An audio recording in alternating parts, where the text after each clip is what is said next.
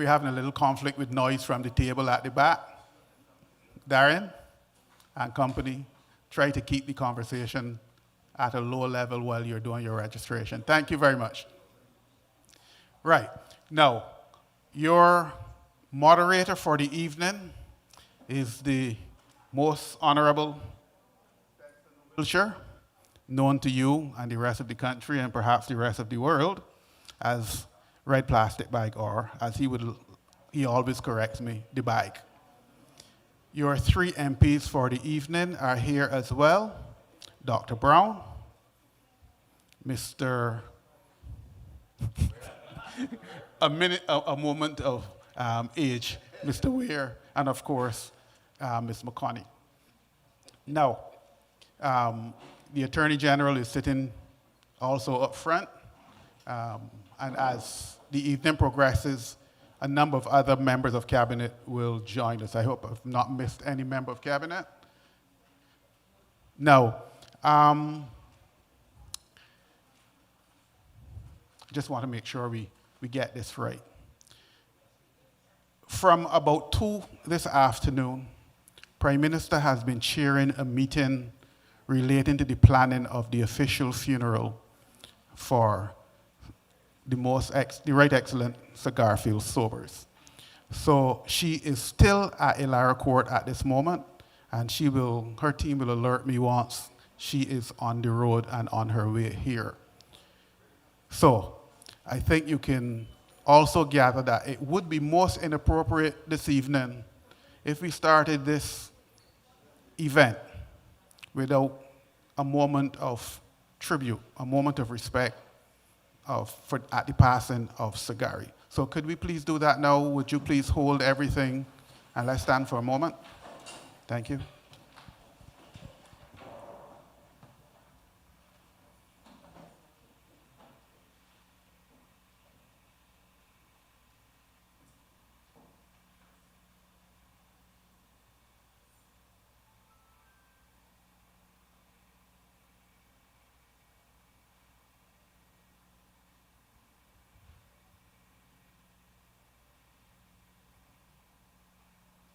Thank you. You may be seated.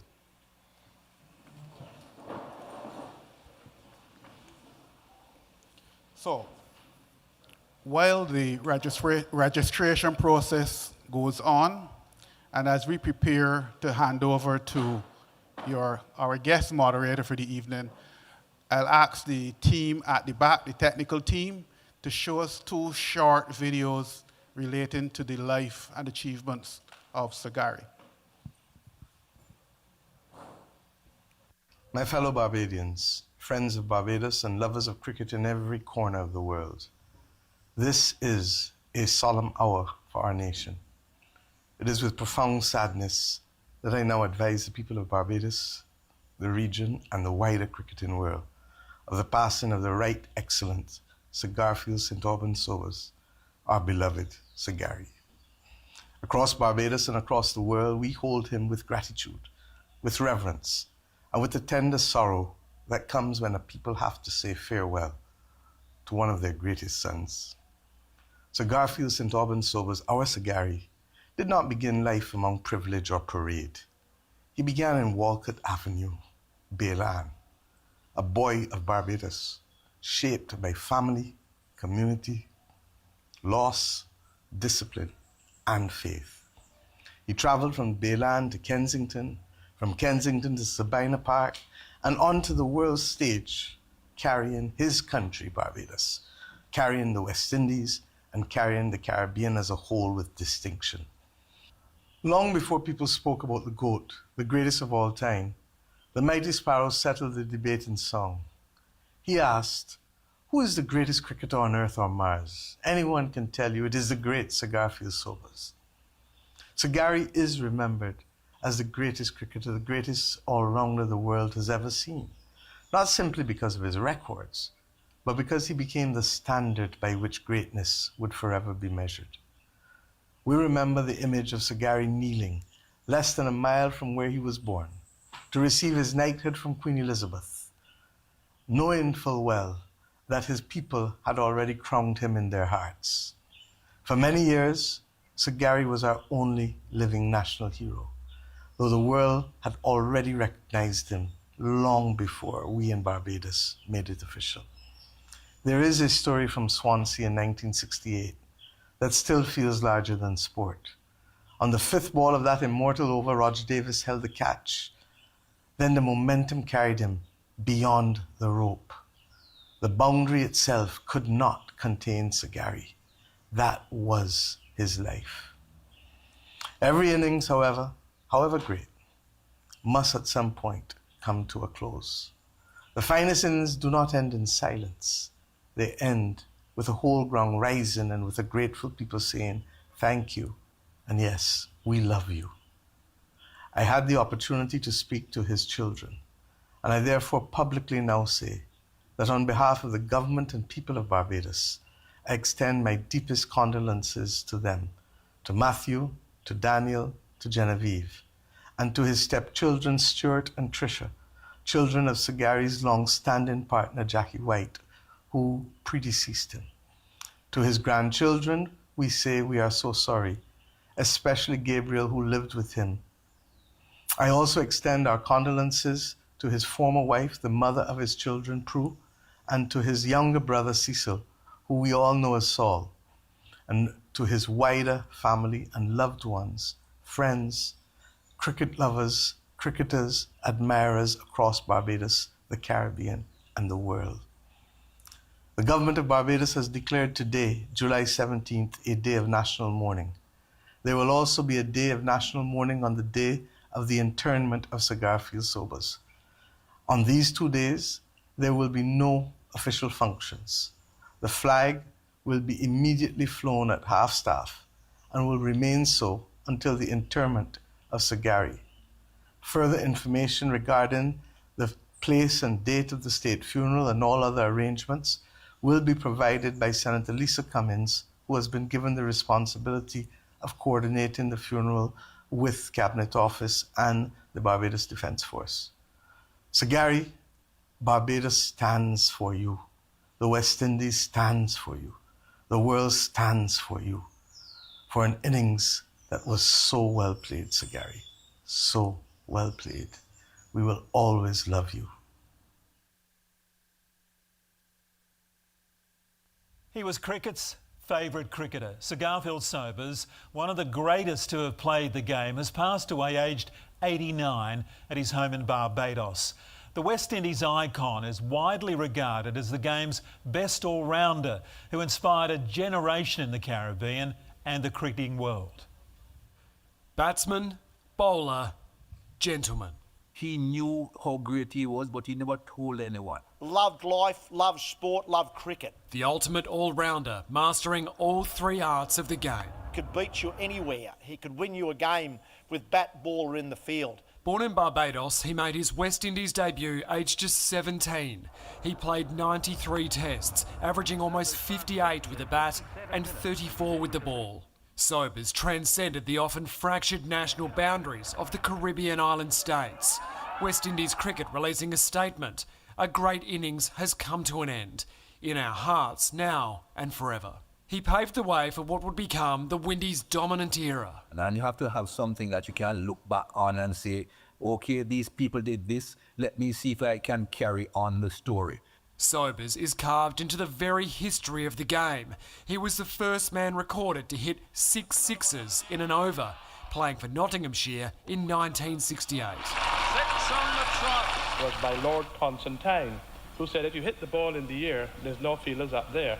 But here in 2001, speaking with Richie Beno at the Allen Border Medal. I didn't know we played so long together, Richie, since 1955. Yeah. It's a long time. I know. But including in arguably cricket's most iconic match, scoring a century against Beno's Australians in the tied Test of 1960.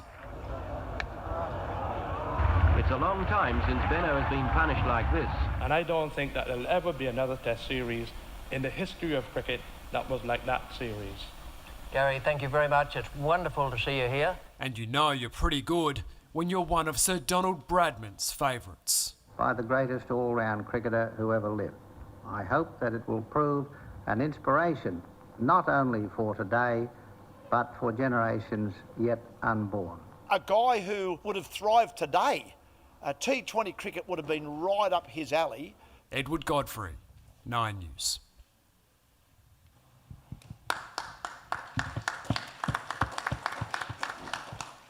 Thank you. And with that, I will hand you over to the greatest cricketer St. Philip has known, the red plastic bag. Hardly.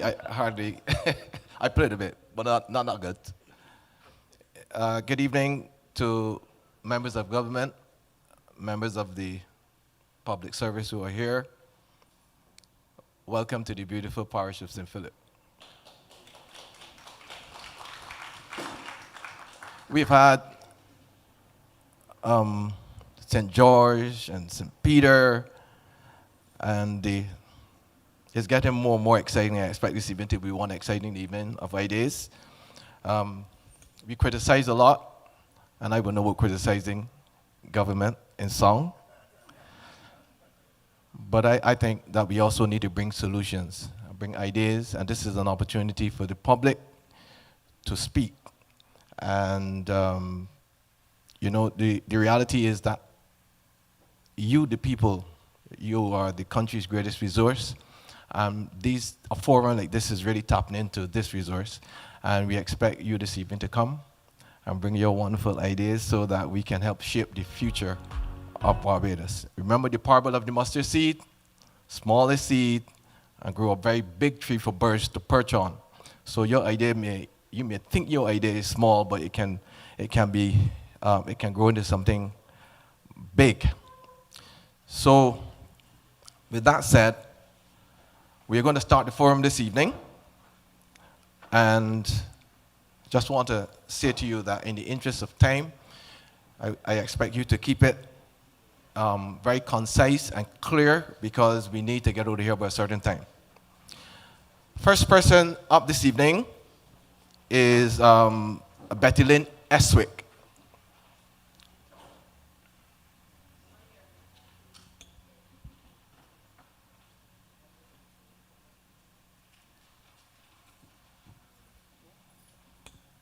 Betty Lynn Eswick. Good evening to everyone. Good evening. I just want to start by saying thanks for the organizers of this event, because it gives other persons an opportunity to share ideas about what is happening in the country. Right now, the increase in crime in Barbados is on the lips of every Barbadian. And I think that there are some things that I will suggest that we need to look at. I have a teaching background, and back in 1983, I spent 6 weeks working at a school, my second teaching practice. In my class, I had a child who, at that time, was doing no work. And when I spoke with the class teacher, she said that child had recently witnessed her father kill her mother. The father killed the mother while the mother was taking the children to school. As a result, that child, in her mind, determined that before she dies, she would kill somebody. And eventually, she served time in prison for murder as well. I think we need to look at the background of some of the people who are committing murder right now. I think we need to put a program in place. In fact, I believe that every school should have a counselor, not someone who is visiting 1 day per week or a few hours per week, but I believe that every school should have a permanent counselor.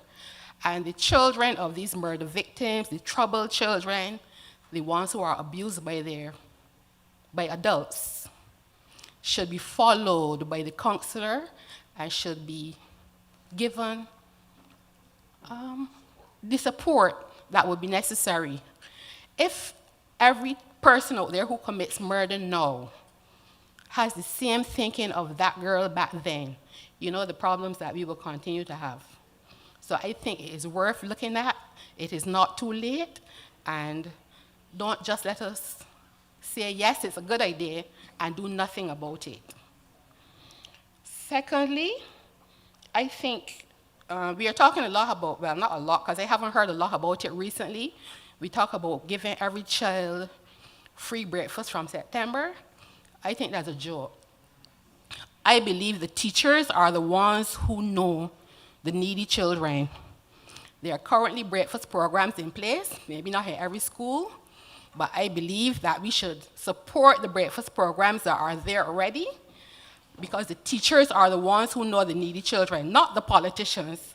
Politicians may hear of needy children when they're out there campaigning, but the teachers who meet them day to day, who sit down in front of them day to day, are the ones who know who the needy children are. The extra money, I think you should support the breakfast programs that are in place, improve on them, and take the extra money and spend it on the schools, making the environment more comfortable for the children and the teachers. All right. We go to roads. I've lived in St. Philip all my life. My roots are in Ebenezer. I go to Ebenezer about 5 days per week. When I go to Ebenezer and I'm about to leave, I don't know if I should turn right or if I should turn left. If I turn left, I'm going into Ebenezer, tons of potholes, soon becoming wells. When do we see the MP? You have the answer. If I turn right, I come to Carrington, and depending on the time of day, especially, I can crawl from Brayton to 6 Rose. We need to look at that as well. There's a road in Marchfield from Armagh to Sunbury that is horrible.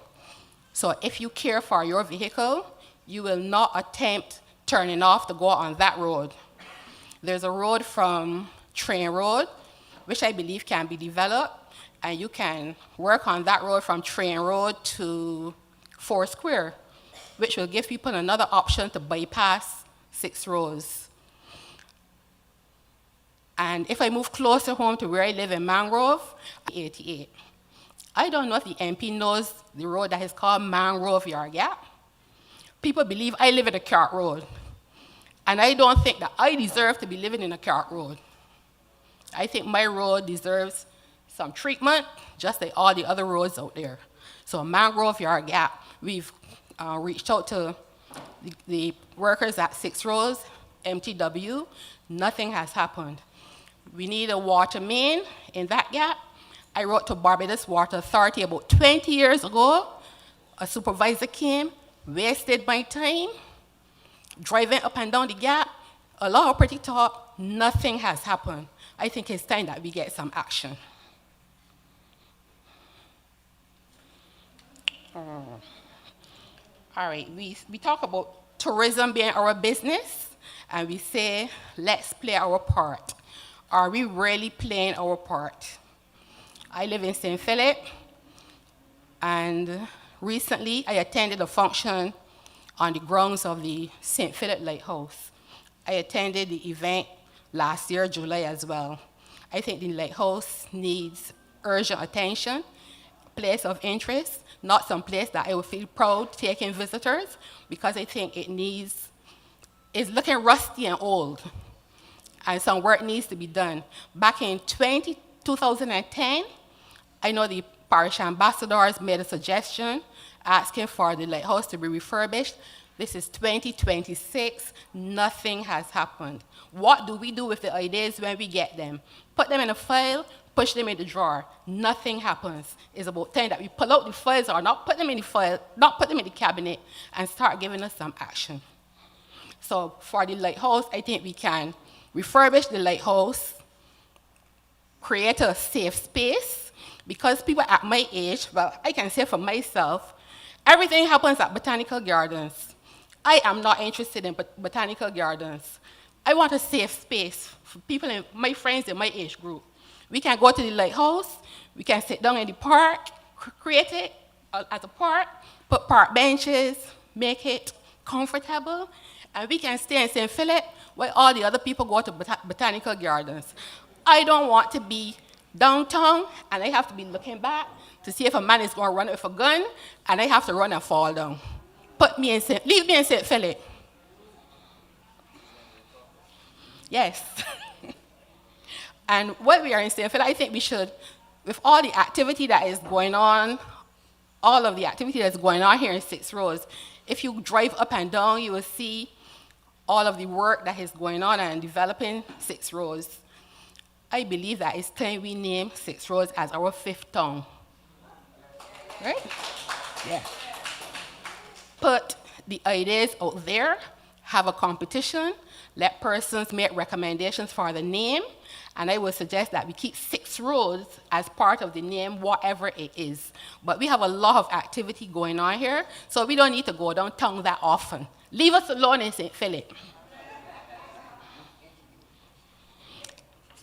Bring back Parks and Beaches Commission. Give them some work to do and tell them that they shouldn't be going back home at 9 o'clock. Stay at work and make the parks look good. Make the people comfortable. Make it an honor for me to bring my friends from overseas and say, let's go and visit some places of interest. About 2 years ago, I wanted to organize a bus ride for seniors. And I decided that I would leave home and I would go on the road which I had in mind. I went to Mount Hillaby. I was the most upset and disappointed person on earth. I hadn't gone there for a long time. Roads falling away. And when I got to the top, the bush was something else. While I was there, I took a friend with me. While I was there, a gentleman walked up and it was like, oh my gosh, I hope he ain't coming to rob us. We need to look at these things. How do we feel comfortable telling visitors these are our places of interest, and then we don't take care of them? If tourism is our business, let us take it serious and let us really play our part. If you bring back Parks and Beaches and you give them good supervisors, let them see that you're serious, they can have responsibility for looking after these places and keeping them looking the way they should look. Morgan Lewis is another one. I visited Morgan Lewis last year. Why can't we refurbish Morgan Lewis? In Antigua, there's a mill there that is spinning. Why isn't ours spinning? $100,000, $200,000? What is that? And we have money to do so many other things. I think we should really look and pay attention to places of interest in this country. Everybody who went here in the last 10 years went to Harrison Cave, they went to all the other popular places. Give them some other places that make sense right now. And finally, I think a lot of young persons are being sent to Dawes. When you pass on that road, you see the high fence and a lot of land space outside of the building. I believe the prison should be self-sufficient when it comes to food. All of that land that we see should be garden beds, and they should be growing all the vegetables and the fruits and having all the animals to supply themselves with food in prison. I'm sure that some of them wouldn't want to go back because they don't like working in the sun. Think about it. And again, thanks again for the opportunity. Thank you very much, Ms. Eswick. Not English. All right, we will give the ministers a chance to respond to her, but not to the speakers, but not after each speaker, so that we keep the presentations rolling.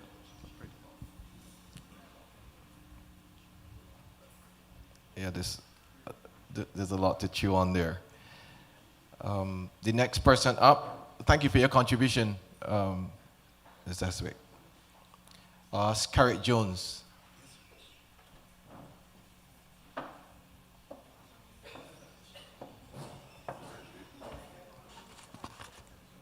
Good evening. I'm sorry. I'm a little nervous because the crowd makes me a little nervous. But I'm the president of the Long Bay Community 5K race, 20 years. And sports is one of the things that brought me out as a gold, silver, bronze in boxing, representing Princess Margaret, the school in Green Hatch. So after I finished school, the first marathon that came to Barbados, I've been running marathons from that time to now. So I'm running all the races and part of the sports in Barbados. And I would like to see the youngsters in the community take that road. So I tried doing the race to bring them out. But some of the things I love to see in my community is, one of the things I love to see in my community is the community centers with youth groups from the churches, all the churches, to have community groups where the youngsters can come and do community thing. I'm not a good speaker, but I'm just speaking on my little bit. Another thing I like to see in the community is like having the bus stops, the bus sheds. I find the rainfall and people have to move. I think I'd like to see some sheds at the bus stops. Some of the things in the country of Barbados I love to see I'm concerned about is the tires of the vehicles that is going into the dump. And one of the things I'm worried about too is all those cars that enter the mechanic shops. That is their dialect and so on, rat rodents and stuff like that.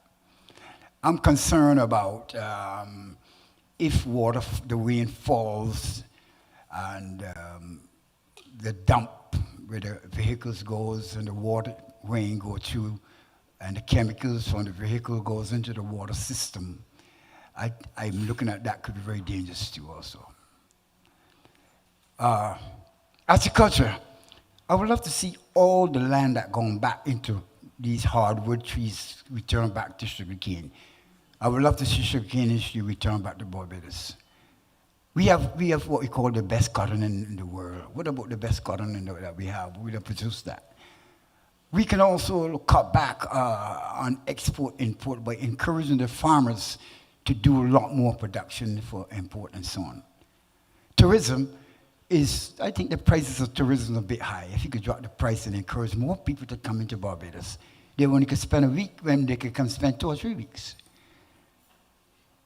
Crime. Well, I don't want to start speaking about that one because that's dangerous. But I would love to see the youngsters coming up in the youth group and all right, the King George Park and over there by Bailey School and other places that we can bring the road tennis and introduce more like dominoes for the youngsters to keep the youngsters occupied. And I was speaking about the youth groups at the churches, encourage the youth group to come, the youngsters to come on in. And that's basically what I would like to say. And I also like to see a little bit more input in my way so that the youth can come out. Because it's not only about me, it's about bringing out the youth. It's encouraging the youth to come on out in sports, get active, do some jogging, do something, come on out in sports. That's why I'm here. Thank you very much. Thank you, Mr. Jones.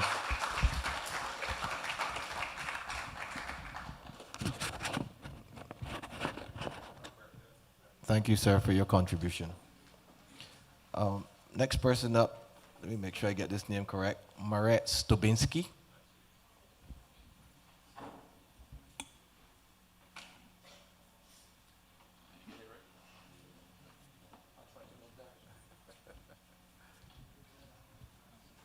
Hello and good evening. Thank you for having me here. My name is Mark Stobinski. I'm a new gastroenterologist on the island, and I would like to introduce myself. Thank you for the very warm welcome. We've just moved here to the beautiful parish of St. Philip, and I was thinking how I can repay for the warm welcome and the beautiful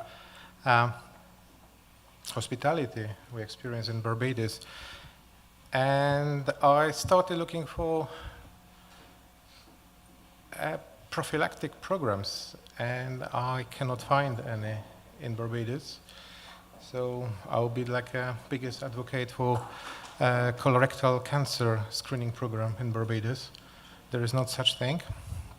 I'll be working in a Bayview Hospital and Dr. Connell's clinic, and I believe it is a quite important initiative because it's like a global trend that colon cancer does not only take our relatives in the senior age, but if I personally found the cancer in a 40-year-old gentleman, fit and healthy, I had my concerns that we need to do something before the cancer spread, and it will be too late for treatment. So cancers are in general are found really in late stage. So that the principles of colorectal screening cancer will be found in the early stage, like a polyps, we can remove it in 15 minutes. It's not a big deal. And to prevent building the cancers and the spread metastases in the wrong body. And I'm more than happy to participate, and I'm more than happy to take an active part in this program, of course, if you allowed me to do this. And again, thank you for your hospitality and warm welcome. Thank you so much.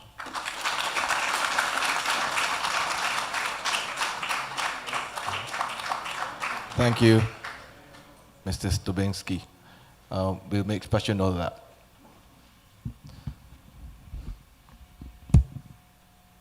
Yeah, I think that one presentation now. Yes. Selwyn, let's do the first presentation on screen. We're going to have a video presentation from one St. Philip person who could not make it this evening. Well, actually, I think he did. Hi, I'm Carl Podmore, a resident of Marchfield here in the parish of St. Philip. I'm happy that we've had our chance now here at the Ideas Forum. There's some things that are bothering me, and then there's some ideas I have. The main thing that's bothering me is some road repairs that's needed. I'm over 50, and for as long as I've been living in Marchfield, which is all my life, Marchfield Village Road has been untouched in terms of major paving. You would have a patch here and there, but anytime there's heavy rain, we would always find difficulty sometimes in passing that road. And by Marchfield Village Road, I'm speaking about the gap opposite Trainer Road that goes across to the Church of Christ Church, leading out to the Forecross, then going on to the upper part of Marchfield Village Road, which people call Suckhole, going by the former Attorney General's house, geographic, coming around by Zion Pentecostal Church and heading out to the market. That entire stretch is in serious need of road repair. So that's a major concern for me here at the forum. Some ideas. We are here at the Princess Margaret School. Years ago, there was a group called Prim Carter, which was directed and founded by Osbert McLean, an outstanding writer, theatre practitioner who taught here at the school. Madam Prime Minister, I am urging you and the other members of Cabinet to seriously consider creating a proscenium arch right in the school hall by the stage and renaming it the Osbert McLean Performance Space. If you go throughout St. Philip, those who would have been in theatre from the 60s, 70s, and 80s would know of him. The Conquerors comedians came through him. Philip St. Hill, the former protocols officer, he worked with the Consul General's office in the US, and I think he had a stint in Cuba and Venezuela. He came through that. Osbert McLean would have started programs in St. John and St. George as well. And he grew up right there in Four Roads. I would really like some consideration to that. The story of Six Roads must be told, and those builders of Marchfield, Six Roads, are moving on. And I think that we need to find a way to capture that story of Six Roads. There was a time we had 2 gas stations here. There was a time a Barclays Bank was here, ma'am. But who are telling these stories and the contribution that Six Roads has made to the whole development of St. Philip? I would like some consideration to those following things. Thank you most kindly, Madam Prime Minister, and thank you, Chairman, the Most Honourable Stetson Wiltshire. Thank you, Mr. Padmore. A St. Philip man repping St. Philip big, always. Actually, there's a road that leads, when you come up from Carrington, sometimes on evenings coming to Six Roads, the traffic gets very heavy. And there's a road that can lead you from that main road all the way across to Sunbury. If that road can be fixed, sometimes on evenings, people who are going beyond Six Roads can actually take that road and it can ease the traffic. So that's a road in St. Philip that we can look at as well. But we're going to move on. Thank you, Mr. Padmore. Next up is Andrea Drayton.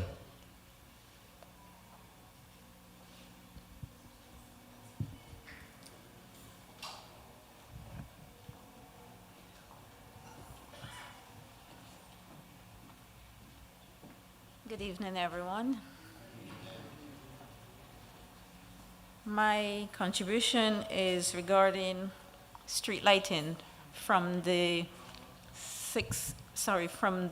Sky Mall Road coming all the way up to 6 Rows.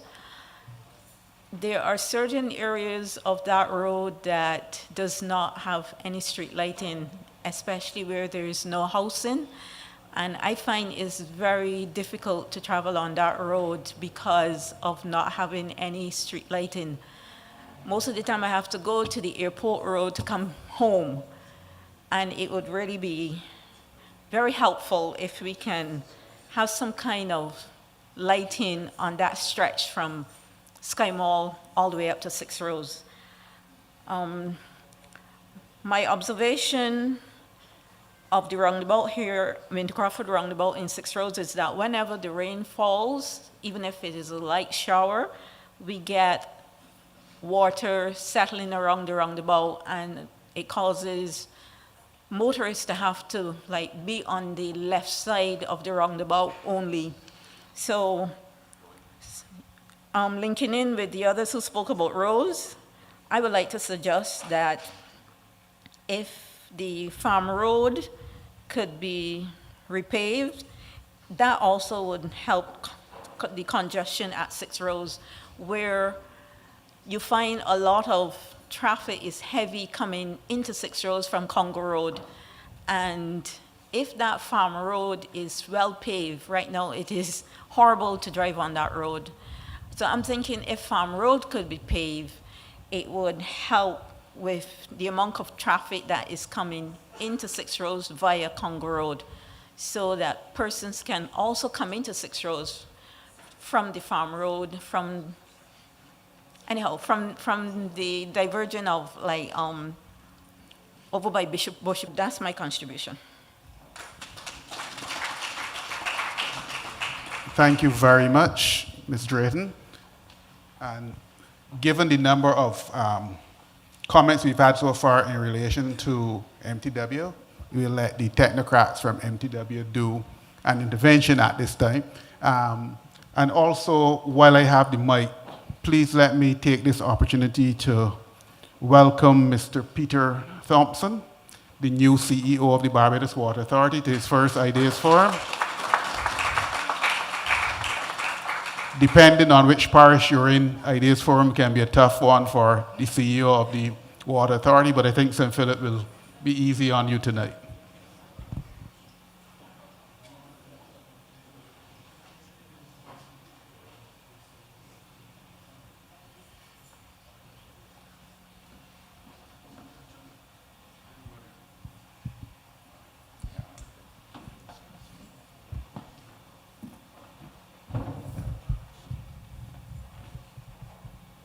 Thank you. Good evening to the residents of St. Philip. Good evening, ministers, members of cabinet. Interestingly enough, Marchfield Village Road has been one that I've been hearing so many comments about for quite a few years. Every Thursday I go to a special meeting and I hear about it. And it finally is on the program to be done. I spoke to Cameron, who's in charge of the area, and he indicated that. Ms. Drayton, I believe the name was mentioned, Highway 5 between Map Hill and 6 Rows. I can't speak to the whole section, but what I'll tell you is that we are very concerned about the section between Map Hill going to Hanson Hill, because that area is quite dark. It is very difficult to walk day and night because of overhanging trees. And especially on mornings when I pass there, I'm very, very uncomfortable passing next to pedestrians. And safety is our first business actually at MTW. So that is a section that we would like to work on. Street lighting is important. The former minister, who's seated right here to my right, and your left, I suspect, had brought in quite a few solar lights, and those are being placed throughout Barbados, and that's something that we can look at. However, I don't know how many are left. So, so that is something that we could look at. Let me see what other areas, if you can prompt me, Roy. Train Road. There's also a road that was mentioned by Ms. Drayton that is, well, Farm Road is actually a road that has been awarded already for construction.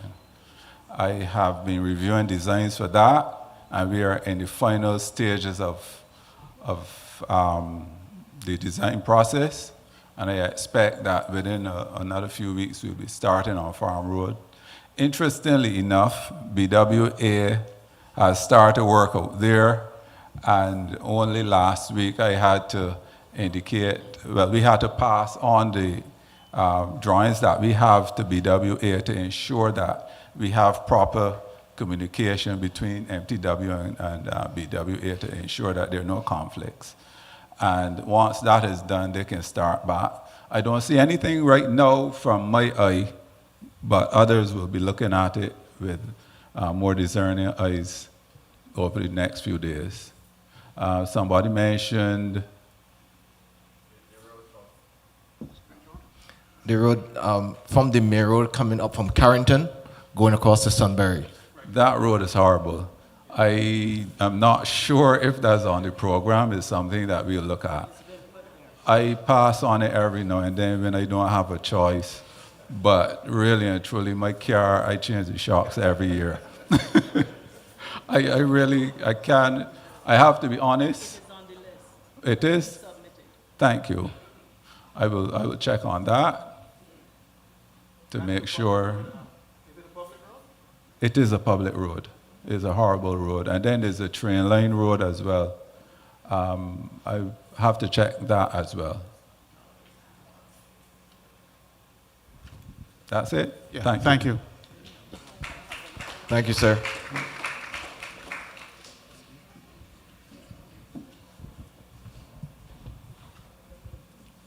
Thank you, and if I can also help him out, that the road that was mentioned by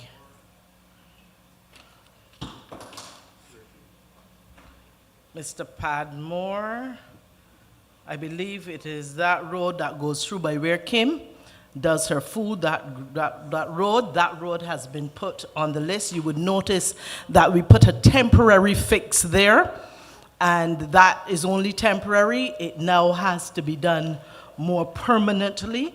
There is also the road that was mentioned by, well, I won't repeat Farm Road, as you know, that is already on the cards and the contract has been given. There is the Marchfield Village Road, the one that goes around by Japos as well. That has also been placed on the list. You will notice that the road at Brayton, number 1, that comes all the way from directly opposite the playing field and goes all the way around until you come into the corner. That road has actually started, and in fact, significant work is done in that area. And a number of other roads. I won't give you the full list now, but I certainly can if you want me to. I really want to thank Ms. Exwick for the additional information that she provided. What really helps us is also if, in addition to calling in directly to the government agencies, that the constituents also call into our office. Please come to me after. I will give you all of the information that you need if you don't already have it.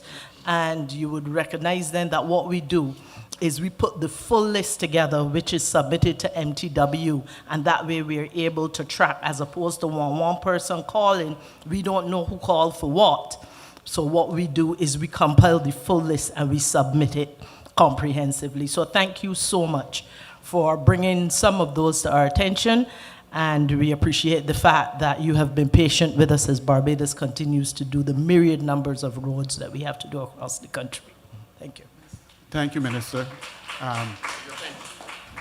Attorney General.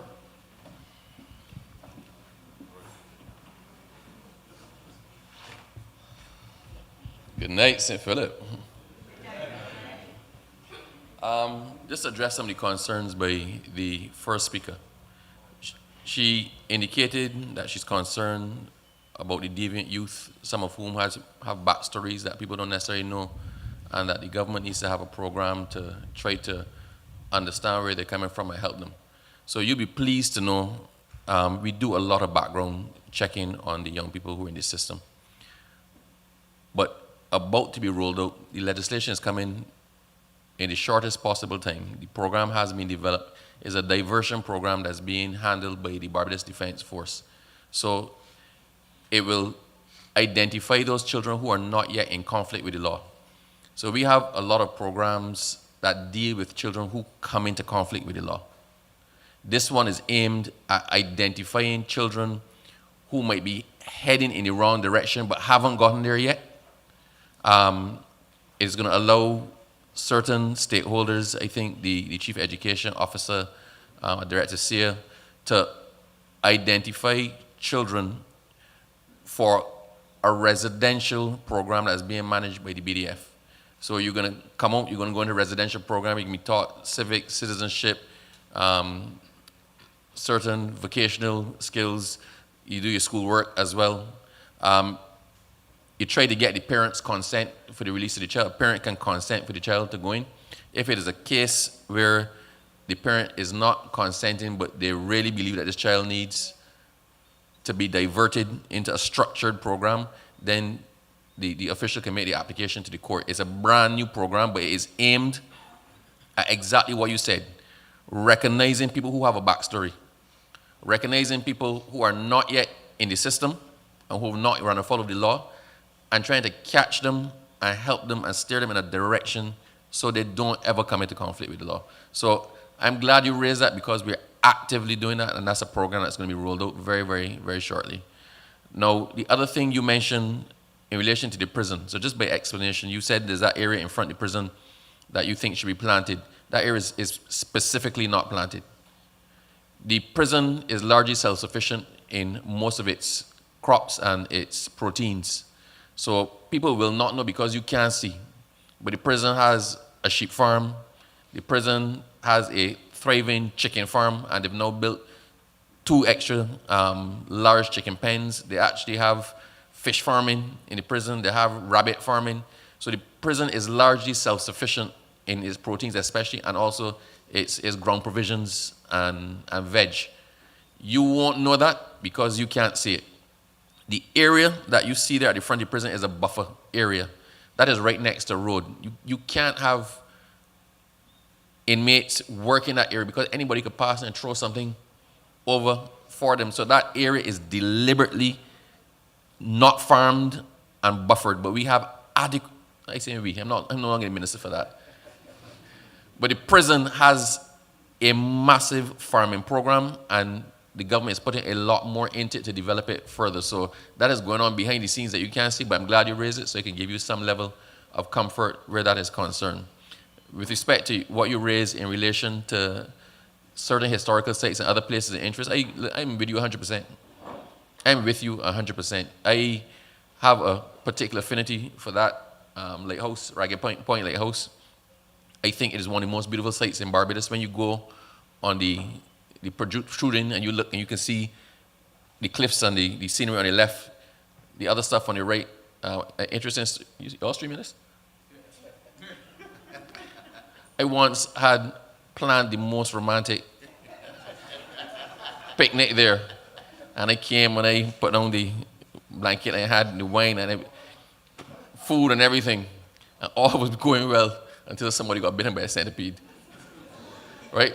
But it was so beautiful, it inspired me to actually do something special in that area. So I agree with you entirely. A lot of We do focus on the botanical, we do focus on Harrison Cave, we do focus on the East Coast, but there are so many other areas in Barbados that can be developed relatively easily, and you raise that point, I guarantee you I'm going to push that point as well on your behalf, but also because I'm very interested in it, and I think we need to provide other options for people to chill out and enjoy themselves. So I am with you 100% on that, so I undertake to push that one on your behalf.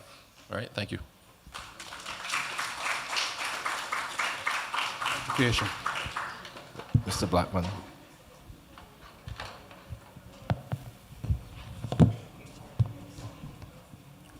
All right, good evening, everybody. Certainly good to be here. So I walked in at the point when the issue, for example, of the breakfast program in the Ministry of Education and Transformation was being discussed. So I want to, at the onset, really say that this is a program not just out of need. There's a fundamental reason why it is being rolled out, and I want to give the public and certainly the residents and citizens of St. Philip the assurance as to the why. When I became minister in this ministry last year, and of course the data was also there by my predecessors, one of the things that became very, very, very clear and a stark reality, having toured a number of our primary schools across the country, at around 9:30, 10, sometimes even 11, students who are in class, there to, of course, receive their education, a lot of them will have their head on the desks. And when I approach them or their teacher and ask, what's the issue with the child? Is the child sick? 9 out of 10 times, on average, the issue was the child is hungry. Now, a number of schools, not all, have been partnering with private sector, churches, and philanthropic arm of our country in being able to provide breakfast for children. But we've made a determination that if we're going to ensure that education transformation is meaningful for people, we can build all the schools, we can train all the teachers, we can provide all the best technology. But if a child is hungry, it cannot learn. We already have, of course, have the school meals program, as we all know, at the lunchtime. But to ask a child to wait to have a meal to receive their education until 12 o'clock, it is not fair on them. But it's not just about providing breakfast, it's also about providing the nutrition. And the science has shown once you can have a meal that will, in the morning, before you start school, it will allow for you to be able to benefit. And that is really the fundamental reason why we are doing it. This is a serious moment in time for us in our country. There are also a number of children, as we may know, that is the only time they will have a meal, the school meals, at lunchtime. And we're not doing it on a piecemeal basis or on the recommendation of a teacher, but across the board to ensure that similarly, that currently exists at the lunchtime level, that every child in this country can have breakfast. So coming from September, I want to repeat, this September, we will ensure that for the first time, in a formal way, across the board, that children, this also benefits the parents because it will allow for them to know, yes, I get my child ready to go to school, but when that child goes to school to receive their education, they have a meal in their stomach. But in addition to that, we're working, of course, also with persons in the public who have already done this. So I also want to use this occasion to commend those who have been working from a philanthropic point of view to help in meeting that need. And therefore, the ministry will be meeting with a number, 42 or 43 of those entities, churches, groups within the next 2 days to be able to now finalize the arrangement. Because why? You don't want to kill the spirit of philanthropy that exists. So having the rollout program is not to exclude anybody, but to ensure that we can coordinate where possible. You also raised the issue of money would be better spent if it were done to improve the schools. I want to give you and the public the assurance that that is what we're doing. One, in terms of infrastructure. As you look around, this school included, and I've said it before, our school infrastructure in Barbados is between 50 to 200 years old. So it is not just about refurbishment, it's also about ensuring that the schools are modernized for a number of reasons. One, yes, physical infrastructure. You have to make sure that schools are fit for purpose for teachers and students to exist and to learn and to work and to thrive. Two, as you know, these also form part of the infrastructure with respect to the climate crisis and natural disasters in the context of hurricanes. So it's serving that role and creating resilient facilities.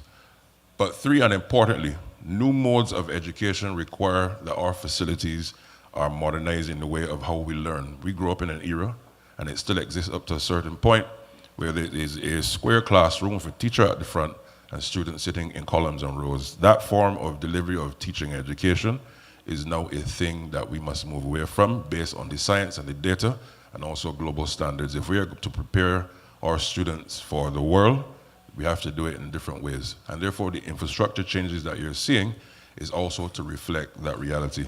This summer, there are a number of schools across the country that have been, as you see, being worked on.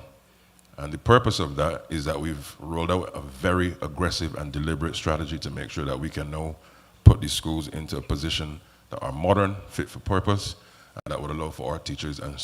But we're not going to rest there.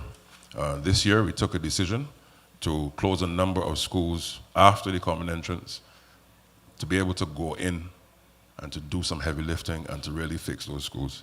Because why is that important? Students and teachers must be able to do all that they want to do in a space that is modern and fit for purpose. And a number of schools are being rolled out. But outside of that, teachers are being trained. The technology and infrastructure from on that side is coming in to play. And at the secondary level, for example, I've given the boards last year and this year a very clear instruction that their school improvement plans must ensure how do you and your board, working with the principal and management of the school, ensure that your school is the #1 school in Barbados. If and when that school understands, which they do when you meet with them, that they have a duty to make sure that that school is the best, what happens across the board? We improve the quality of education in the country. It will take a deliberate effort, and we're committed to doing so. Why? We cannot believe that school is simply about just learning and getting certificates. It's about preparing our people for the world. And I want to give the good people of St. Philip, with my father being a Brighton man, so I'm also speaking as a descendant of this parish, to give you the assurance that the Ministry of Education is doing what it is doing, not just to improve education and to transform it, but also helping us to prepare for the future development of Barbados. And we will leave no stone unturned in ensuring that we can meet that objective.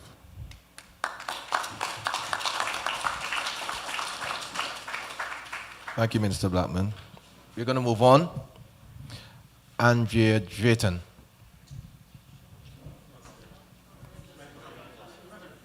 Oh, she did already. Teddy Leon.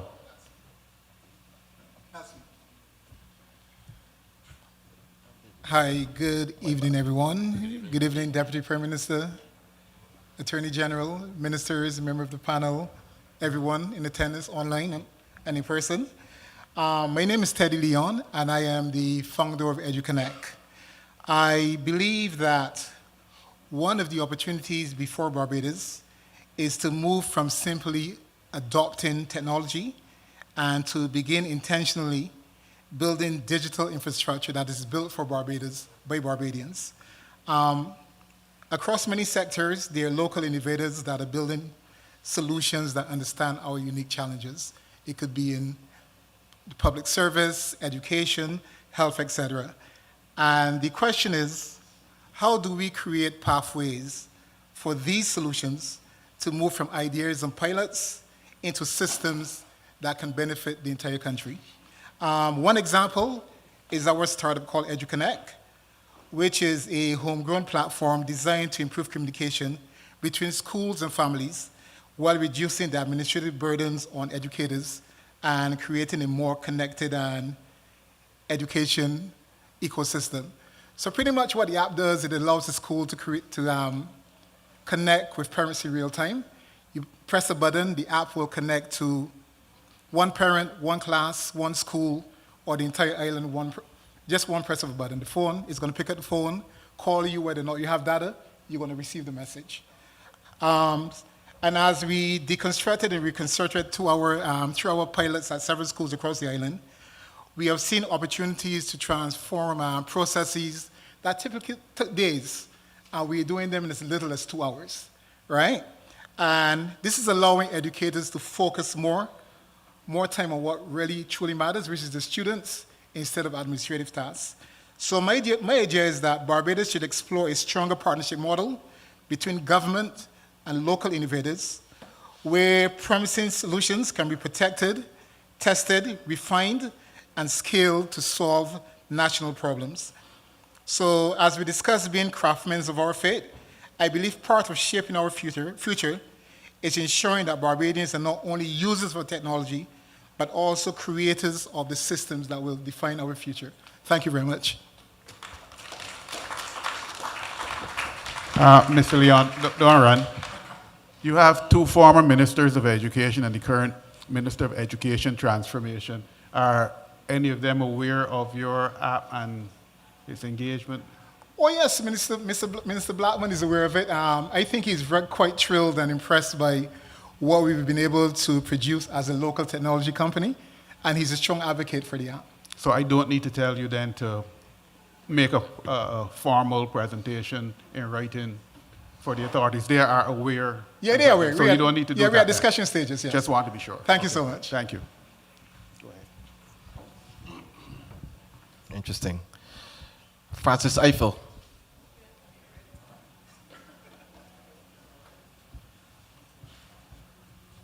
Yeah, thank you. Yes, good evening, Deputy PM, members of Cabinet, my MP, Dr. Brown, and fellow Philippians. Even though I'm not an original Philippian, I am now. I actually originated in the land of Sir Gary, the Bialan. I'm an original Bialan boy. But now I'm here in St. Philip, and I'm in Sanford, and I'm a farmer now. In a previous life, I was an engineer. In another place I will not name. Anyway, one of the big problems that we have in Sanford for the farmers, water. Water is a major problem. The Sanford irrigation system is woefully inadequate.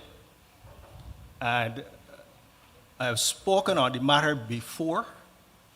I've raised a possible solution. I know the Honorable Prime Minister has spoken about plans for the tertiary treatment plant to be built and all the pipe work and everything to bring irrigation water to St. Philip. But as far as I'm aware, there's no timeline. I have no idea. I don't think any of the farmers in the area know when that will happen, but I'm pretty sure it's not going to happen right away. But we have to do something right now because lives and livelihoods are at stake. If you depend on farming, like I do now, to pay the mortgage, pay the land tax and so forth, then you need to have proper irrigation. I mean, I have not been able to farm anything meaningful since March. Mr. Eiffel, forgive me. Sure. Let's follow the model for tonight. And I'm not trying to cut you down or anything like that. So what I'm suggesting to you is let us know what you would like to see. I am coming to that, so sir. that we can. Mr. Morris, I am coming to that. I am coming to that. What we need right now is a short-term solution. Mm-hmm. Because the long-term solution can't help us. Right? And one of the problems with farmers is resources. What we need to be able to do is harvest rainwater.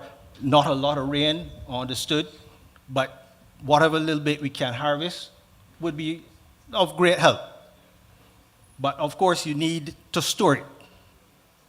And what I have proposed, I've raised this before, is that the government, through the BADMC rebate system, assists farmers in acquiring storage and the mechanism really to get the water from your roof or wherever into your storage area.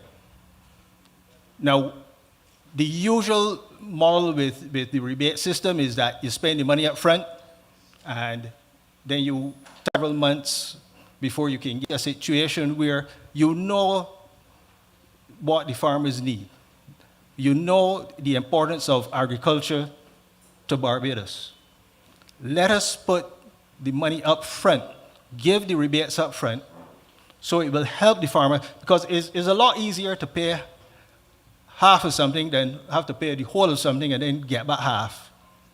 If you can get the money up front to help you with the storage and the guttering and whatever else, pumps, whatever else, to get it going, that will put us in a better position so that we can actually do real farming and contribute to moving this economy forward.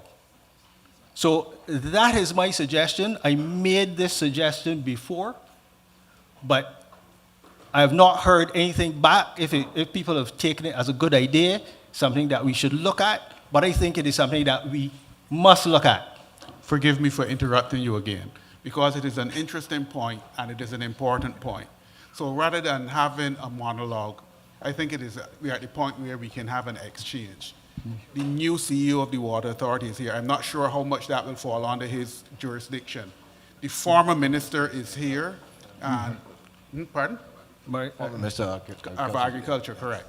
And therefore, he must have some background, because I have heard some of this before being raised. Yeah. In terms of what can be done, certainly the question of assistance up front as opposed to rebate would appear on the surface to make sense. So, Minister?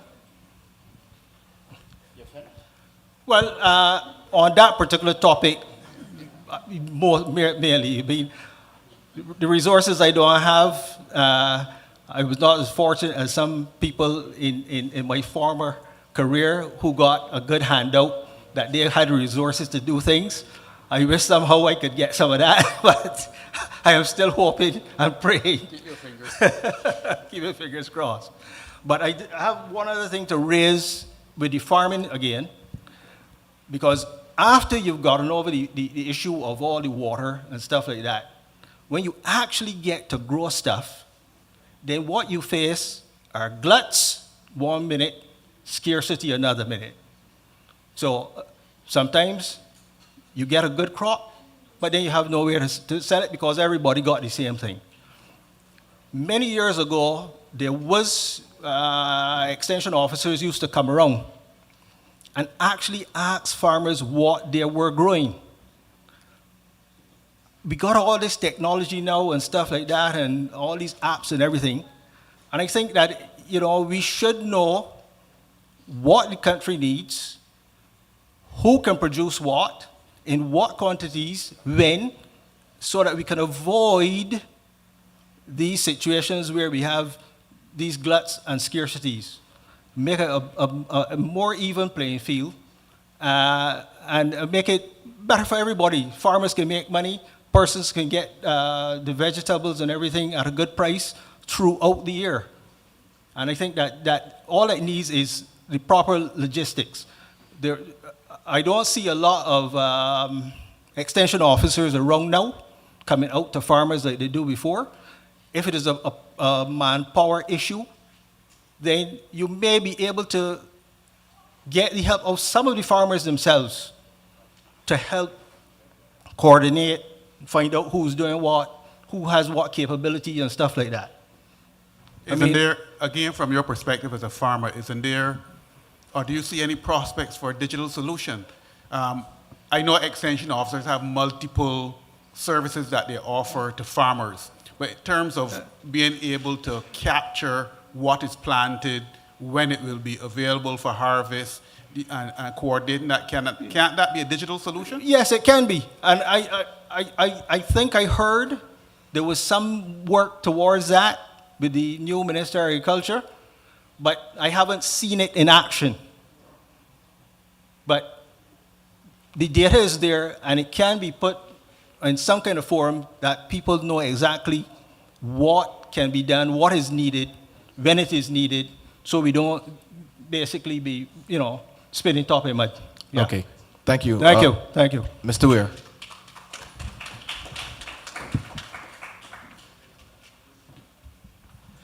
Good evening, everyone. Those of you who have journeyed to St. Philip, let me welcome all of you to St. Philip. Those of you from St. Philip, I'm happy you came out. Thank you for coming and giving your support. I feel always draw me out. I know I'm no longer the Minister of Agriculture, but when he spoke at the last Ideas Forum, I gave him the assurance that what he was proposing would be supported, and I am sure that the new Minister of Agriculture will give him that support, because a lot of what is taking place right now basically is a continuation. You know that government is a continuum. It's a continuation of a lot of things that are taking place in agriculture. There will be variations, obviously, but at the end of the day, the end result should be the same, and that is food security. Having said that, I can agree with you that there should be some front loading of the rebates so that you can proceed to do your own water harvesting. It's a very good idea, one that I would strongly recommend be taken on board, so that rather than ask the government to build out dams to do the water harvesting, farmers in Sanford can do the water harvesting by capturing the water from the roofs. And I do not think it is an unreasonable request to ask for the rebates to be front-loaded. The rebates are actually given to the ministry every financial year. So there is just a question of policy and how they can be utilized. I also will strongly suggest that you take advantage of the farmers growing contracts that are available through the BADMC. And the new minister has already announced this, that they are doing a contract program with farmers. So if you have not heard about it, or if you're not aware of it, I would strongly suggest that you go to the BADMC and make sure you can grow for them. The problem that we've always had prior to this administration is with farmers growing the same thing all at the same time. And this contract growing program is to help farmers to grow specific crops within a mix of crops that have been identified by the ministry. The minister did speak to 16 crops that she has identified, which is taking the program forward from where it has always been. And therefore, a contract can be arranged between you and the BADMC to grow for their pack house. We have a pack house at Groves here in St. Philip, and farmers have been growing for that pack house. You go in, you get a contract in place. And what is beautiful about it is that the BADMC actually gives the support to the farmers in terms of the inputs. And coming out of that, then they would subtract the cost of the inputs from your harvest. And between you and them, you come up with a price so that they have the price that is suitable for us to drive the cost of living down using agriculture as one of the methods. And I'm pleased to tell you that the new minister is continuing that program, and you should take advantage of it. So that is already there. If you didn't know, you know now. And equally, those who are listening and following online, I want to reiterate the point that there are growing contracts with the BADMC for the BADMC Pack House. And of course, I will leave it up to the new minister to speak to the expansion of contracts as she builds out the sector and we get to exports. The thing about extension officers, I agree with Roy. A lot of information can be submitted now online. There are WhatsApp groups within farming communities. So a lot of information can actually be shared with the ministry and the BADMC. And there is extension officer assigned to River and Sanford. So the fact that you're saying you don't know your extension officer would mean that we will want to flag that to make sure that you get a visit. And I strongly suggest also that if you're not part of one of the group chats that we have either at River or across St. Philip, that the BADMC would use the opportunity to get you added to one of the group chats as well. So, I mean, I want to thank you, Eiffel, as I did last time, for coming out and sharing your ideas with us. A lot of things that you've mentioned, most of them are already happening. and it is for the policy directive to do the front loading of the rebates so that you can get that and do your own water harvesting. I wish to tell you that the BADMC purchased a whole lot of tanks that were given to farmers as well. And if that can be a solution, you can also look at how you can get some of those tanks on your farm so that you can continue with your irrigation system. I hope I've answered your concerns. Thank you. We're going to move on in the interest of time. Sherwin Greenwich. And he's going to speak about providing a recreational area in Jamswick.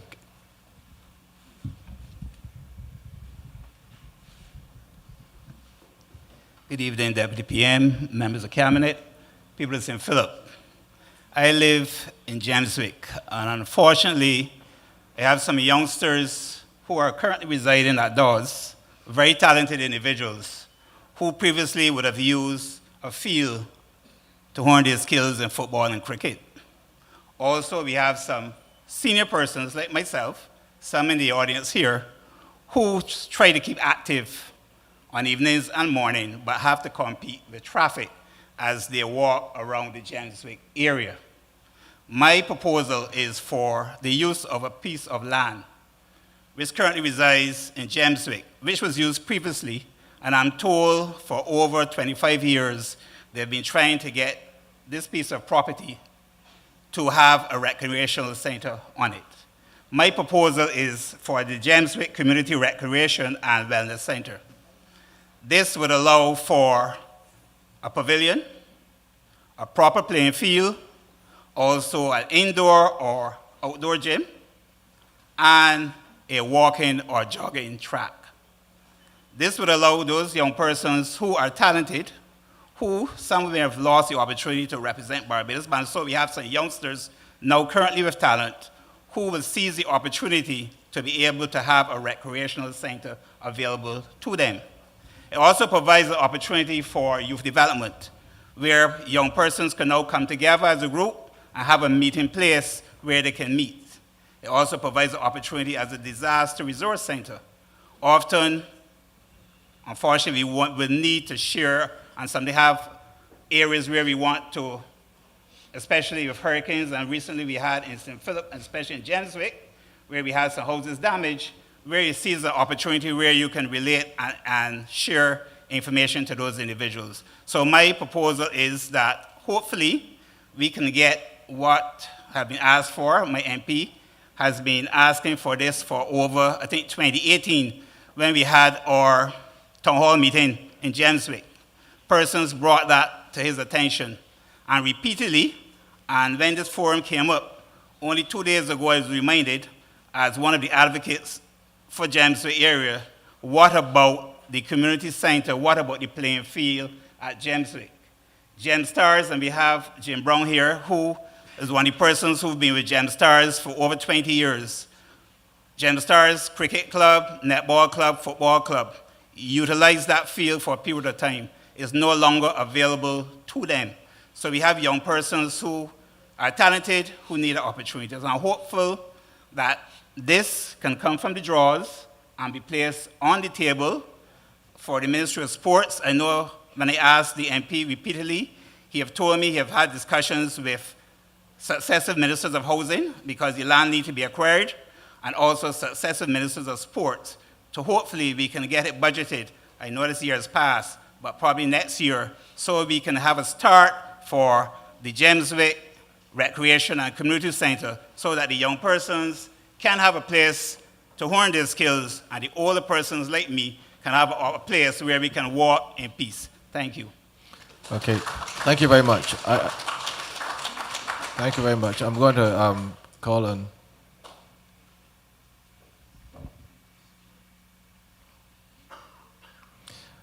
I think the name is Elim Hart.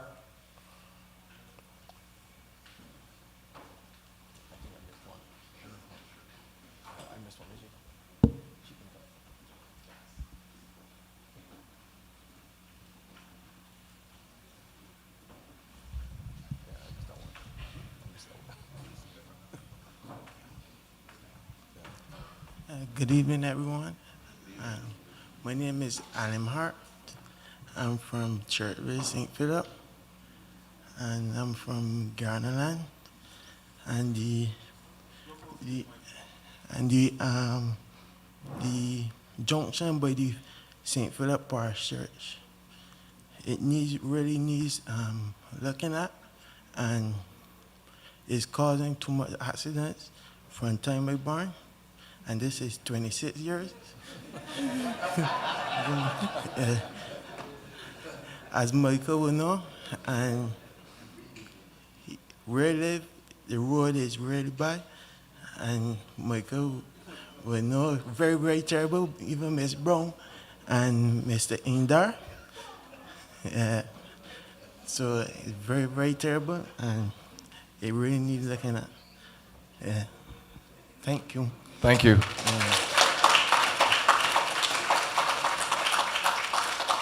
But I know the junction you're speaking about by the church.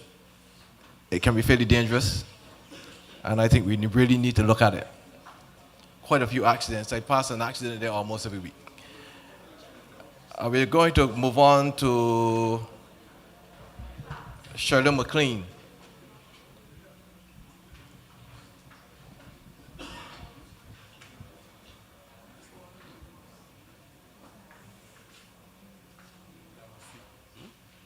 Go sit down. I have to sit down.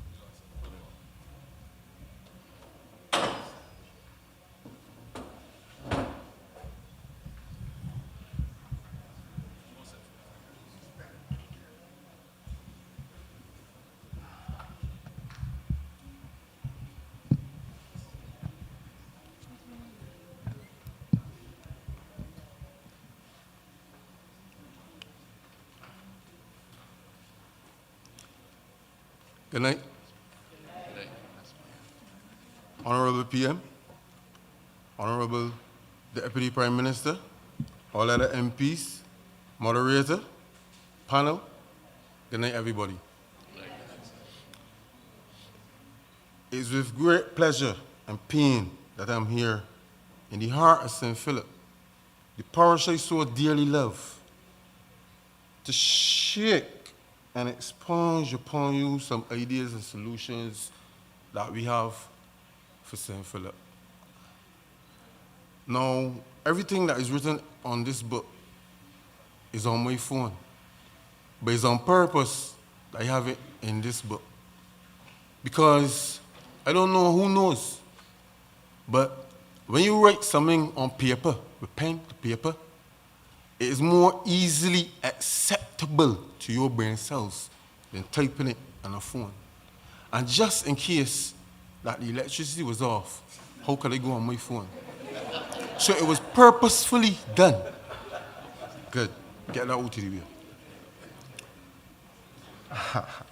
I have 3 important topics tonight. 2 will be short, but 1 will be very prolonged. Not very prolonged as in the whole night, but very prolonged because it's very dear to me.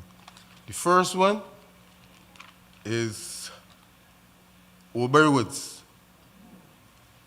Oldbury Woods is right out in Gimswit, right there by Gimswit. I think it can be better served if basic amenities are put in, and probably a couple kiosks put in so that a couple businessmen or business ladies, women, whatever, can operate and make $1, because it is in a very specific area between the airport and the Crane Hotel and Samron's Castle, so it's strategically placed. And that's all I have to say about that. Foul Bay, as the MP for St. Philip South has been trying, and he's made some very good progress. We want to re-establish the atmosphere and aura that Foul Bay Beach had. When I was a young boy, Actually, the whole of Barbados used to clamor to get to Foul Bay for a picnic. That's not anymore, because over the period of time it has been decayed. But as I just said, the Honorable MP for St. Philip South, Mr. Indar Weir, is doing some very good work up there. And that's all for that too. 2A, because remember I said I had 3 points. So 2 has an A in it. The A in that, my name is Shirley McLean, but I operate as Jim Brown Promotions. And what I do as Jim Brown Promotions, I do a lot of give back, especially to my community, Gimswick. That's where I live. Gimswick, St. Philip. That's where I live. I have been receiving some contracts from government, so any blessing deserves a blessing in return. So my blessing in return is to give back to my community. I cleaned up my whole community along with the church in Nazarene. And what I'm about to embark upon is setting up a charity, and the charity's name will be Patsy. And that is very specific because my mother's name was Patsy. I said it. Patsy means perseverance, always transfer success in you. Patsy. And that's what my charity will be named. And that's for that. Now we get on to the point that's so dear to me, and that's why I'm here tonight.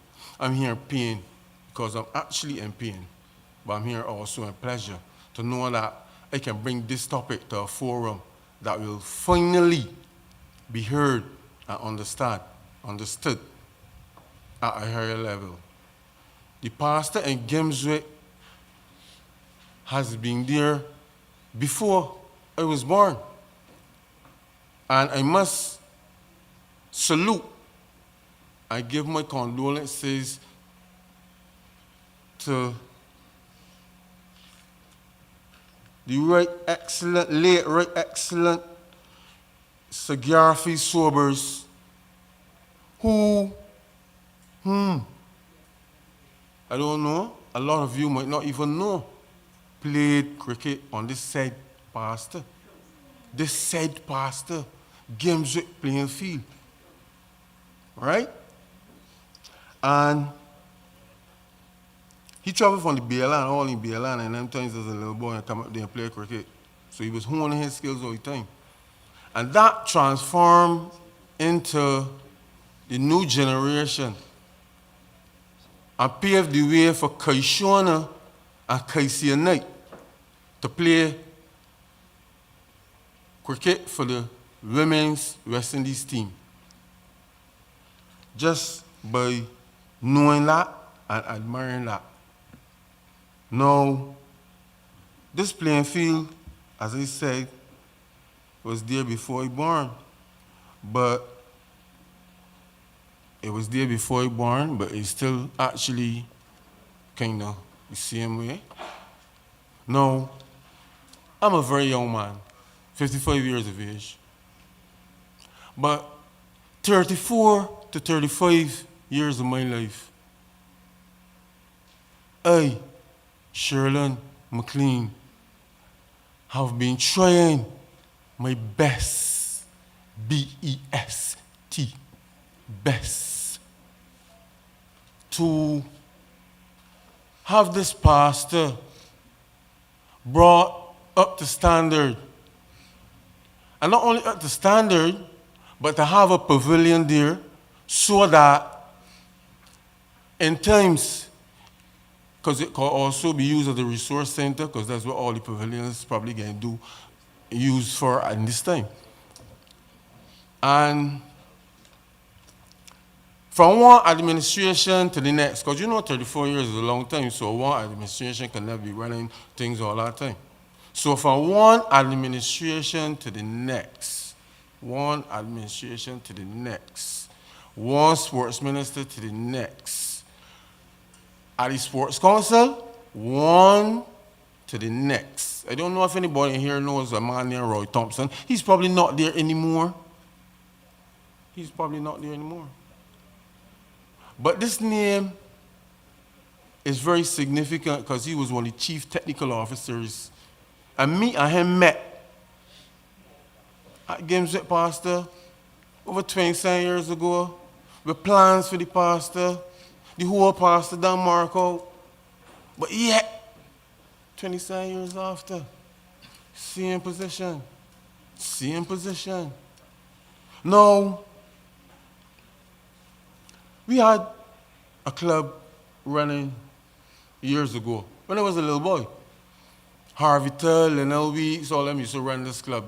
Now, you know, people get big, so all of them went overseas, some of them went overseas, some of them had children, do other things in life. So I was watching on and telling myself, I like what's going on here. So I pick up the mantle and I form Gym Stars Sports and Cultural Club. Right? And we were doing stuff. We had a football team, we had a cricket team, we had a netball team. The girls fell off, so we had cricket and netball. And over the period of time, so many things happened, so many things happened, so many things happened. But yet still, the right thing has not happened. The right thing has not happened. And why? I don't know why. I've been hearing this or that or that. I don't know. All I can say is what I see. I'm not privy to that information. What I'm privy to is what I see. Nothing is happening. So I'm here tonight with a burning desire in my soul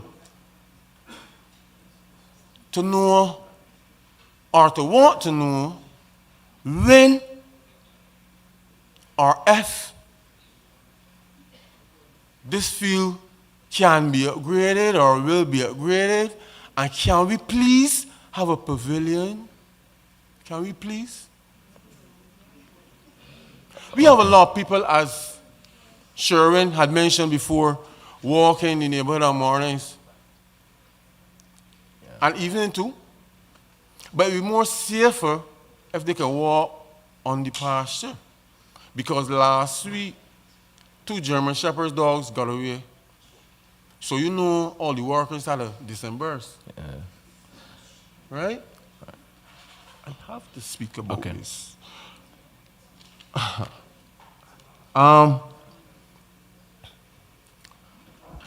That was probably 2014.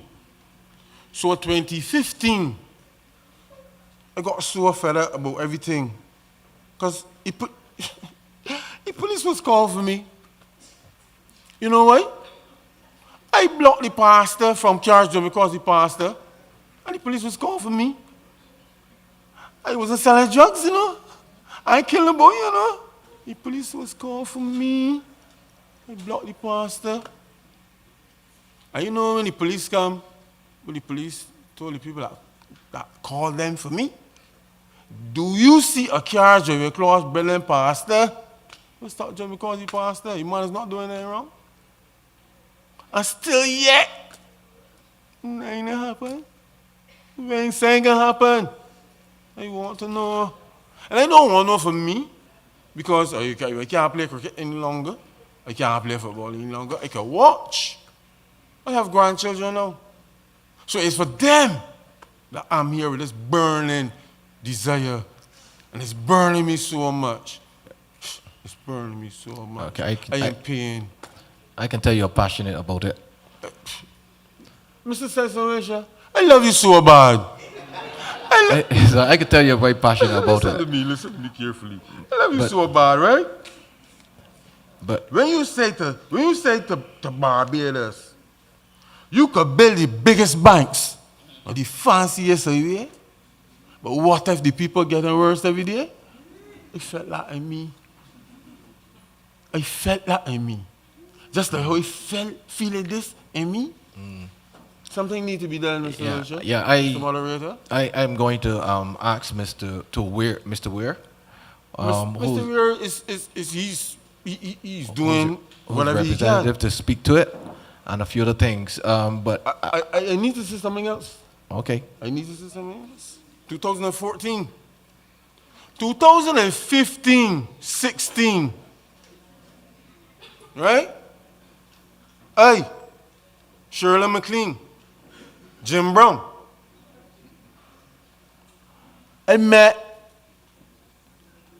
at that time the opposition leader. And we had a couple of discussions. I think Inaria was not even the candidate yet. I don't think he was the candidate yet, but he was, all we was together. And we had this discussion. That pastor should be utilized for recreational purposes. Okay. That is 2015 or 16. The government was won in 2018. This is 2026. Can we have something done, please? Okay, Mr. McLean, we'll definitely get Mr. Weir to speak to it. Are you finished? I'm not finished. I'm not finished. I'm not. I'm far from. Like I said, the pastor could be used as a safe zone for the walkers, right? For the walkers. But really and truly, we were using the pastor, right? And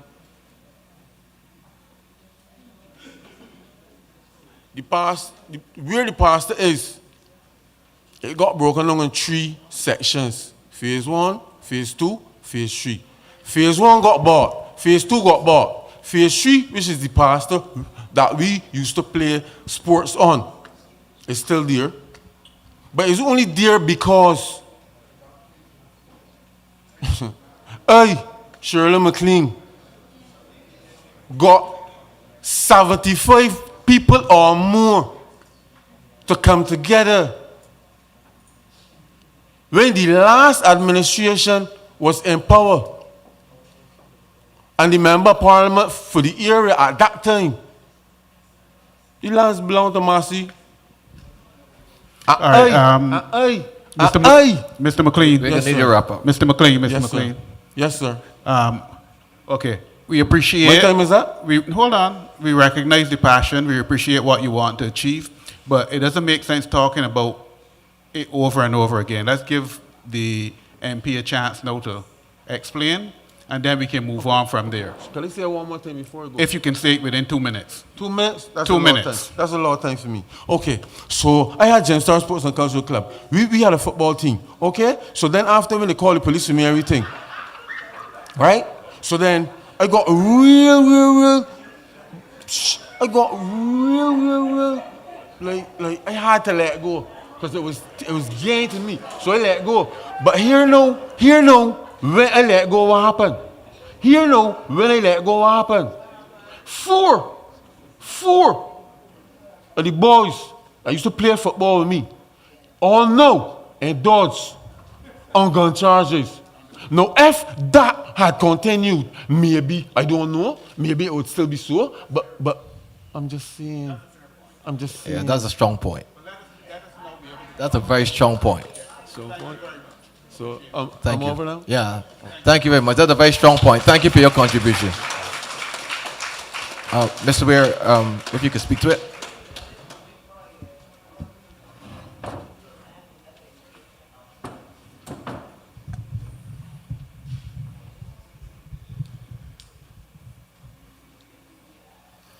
Jimber, I want to thank you. I feel your passion. I know of what you speak. I've been on the ground with you, and let me make it clear that I am first and foremost the Member of Parliament for St. Philip South over and above anything else. So if a matter pertaining to St. Philip South comes up, and I have to be brutally honest about it, I will be. I am pleased to note that I did meet, first of all, with the Minister of Housing, who at the time was Dr. William Duguid. And we spoke about the acquisition of the land for Jemswick to have the facility placed there. Since then, I also spoke to Minister Dwight Sutherland to make sure that the land is ring-fenced for the sporting complex to go to Jemswick. The Prime Minister, going into the 2018 election campaign, gave her commitment to making sure that what was discussed with Jim Brown can become a reality. But our reality also was that we had to face COVID. And in facing COVID, obviously you know that the government spending had to take on a different posture in order for us to save lives. And that became our priority. Frankly, most of Barbados in any event was shut down. We came back since then, and therefore we brought back up the matter. It is not too late. I am strongly supporting Jim Brown and Sherwin to make sure we have the facility delivered to the people at Jemswick. This also came up in the last election campaign, and I can also give you the assurance that I discussed it with the Prime Minister. I have never been failed by the Prime Minister, in all honesty, and not because she's here, because she knows me well enough. I've never been failed by her, and I know if she gave me her word, she's not doing so lightly, because if she wasn't going to do it, she would look me straight in my face and tell me in the most robust way why she's not doing it. So I am confident it will be done. It's a question of timing, it's a question of how it will be delivered. That does not take away from the fact that I strongly feel Jim Brown's passion, and I strongly support how he feels about it. The youngsters, when I canvassed the area, also reminded me that they needed to make sure they have that facility delivered to them. I think the timing is right now. I spoke to Minister Griffith about doing it, and he gave me the assurance, but we've gone past now talking.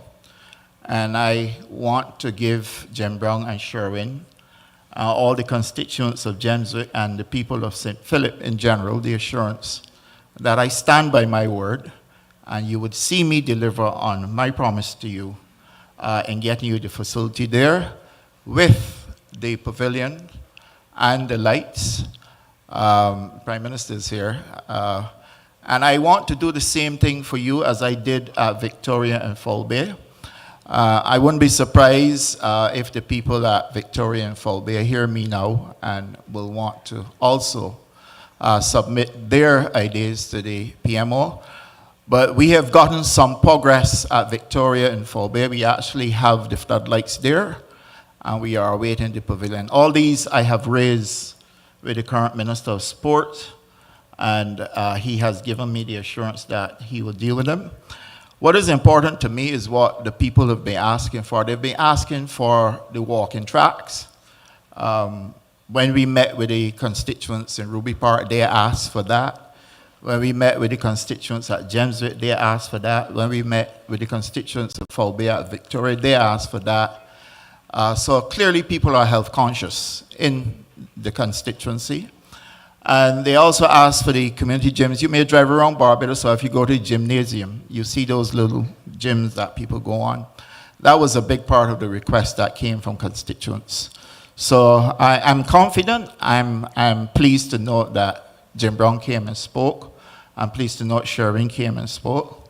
Not prompted by me, and I'm glad that they have been able to express their desire to have these things delivered.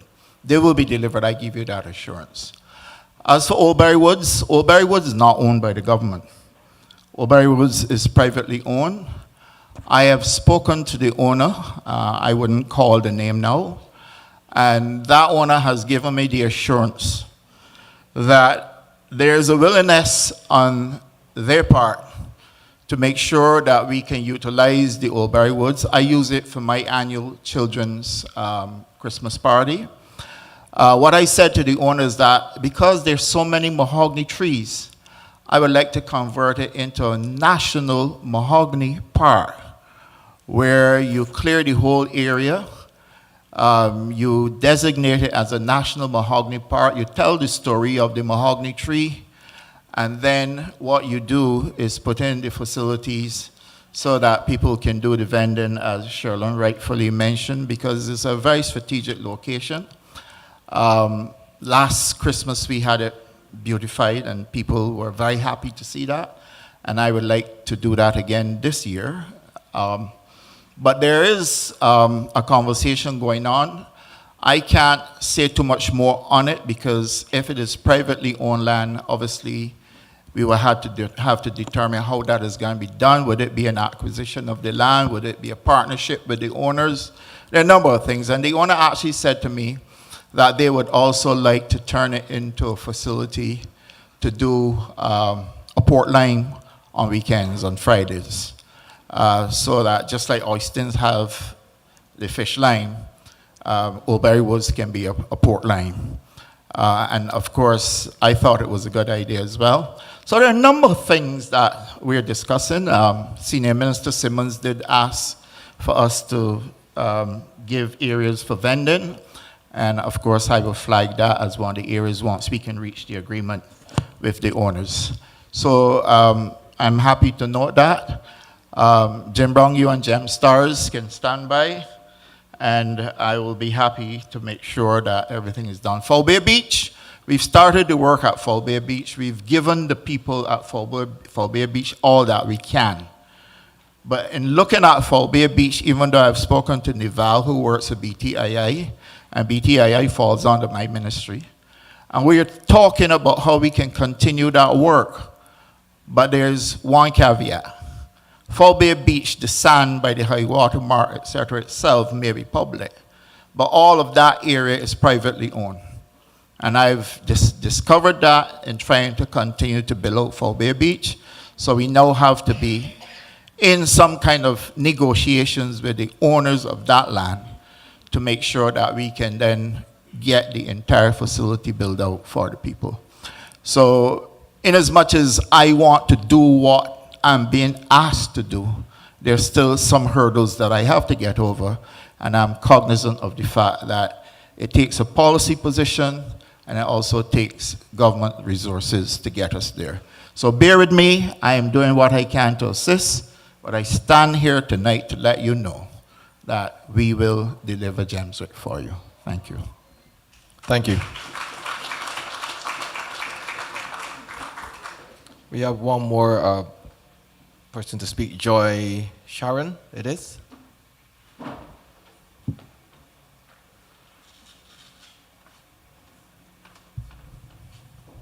Thank you. Good evening, everybody. So my name's Joy. Both my parents Barbadian. My mum was originally from Marchfield and my dad originally from Ebenezer. I came back to Barbados permanently 10 years ago. But have been coming to Barbados since I was about the age of 11, and then every year since then.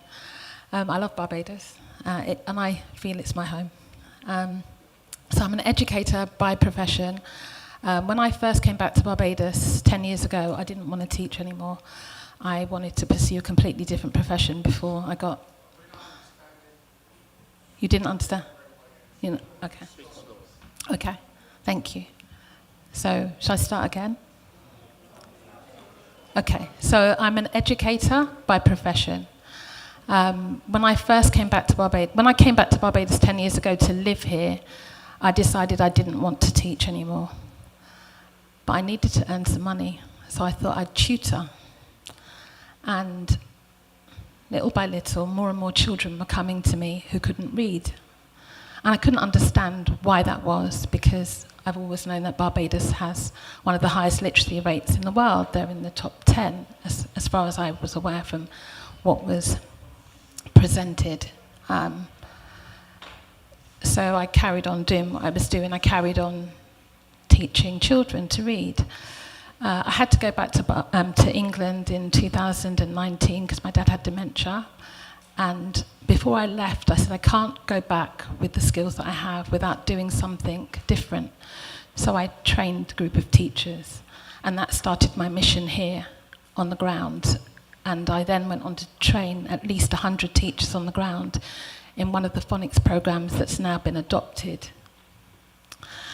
So I'm no longer delivering that particular program. As I was delivering it, I realized that there were still some gaps that needed to be filled because the children that were coming to me, they were struggling.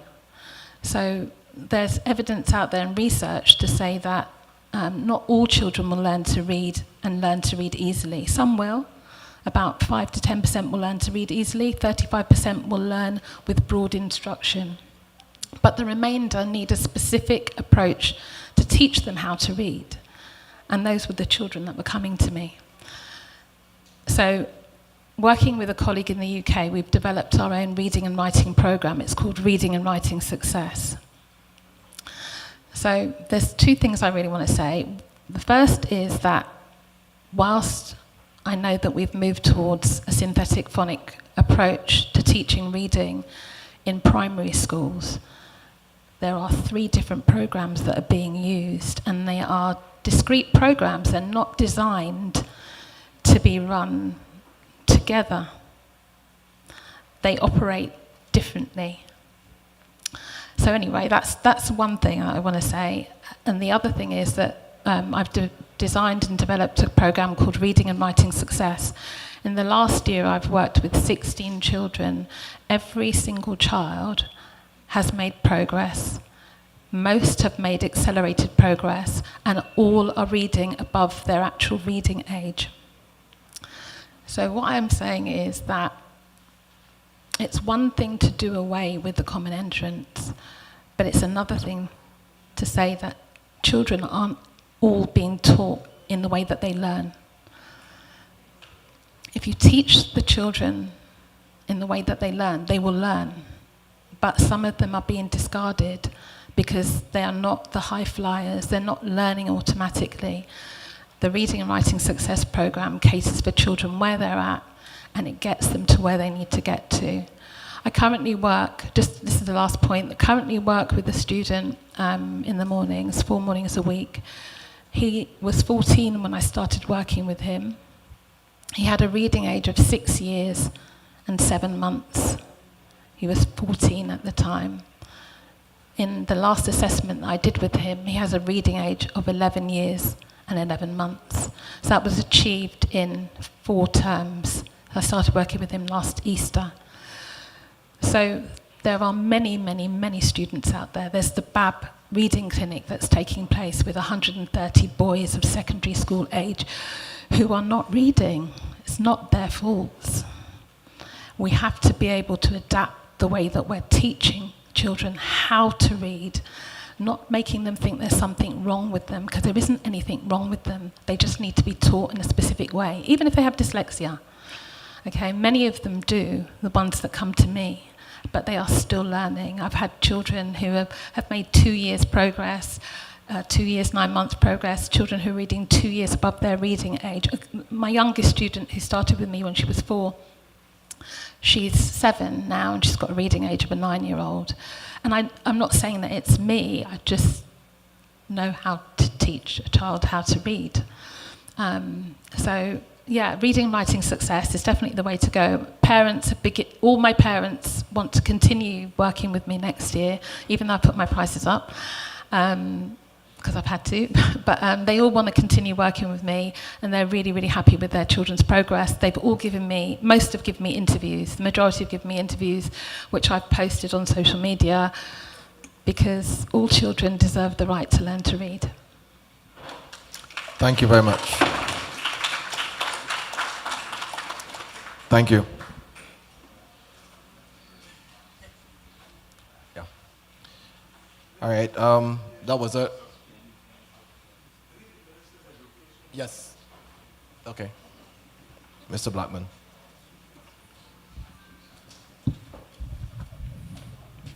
Thank you for giving me the floor again. One of the things, let me first of all commend you for what you've been able to do and what you're doing.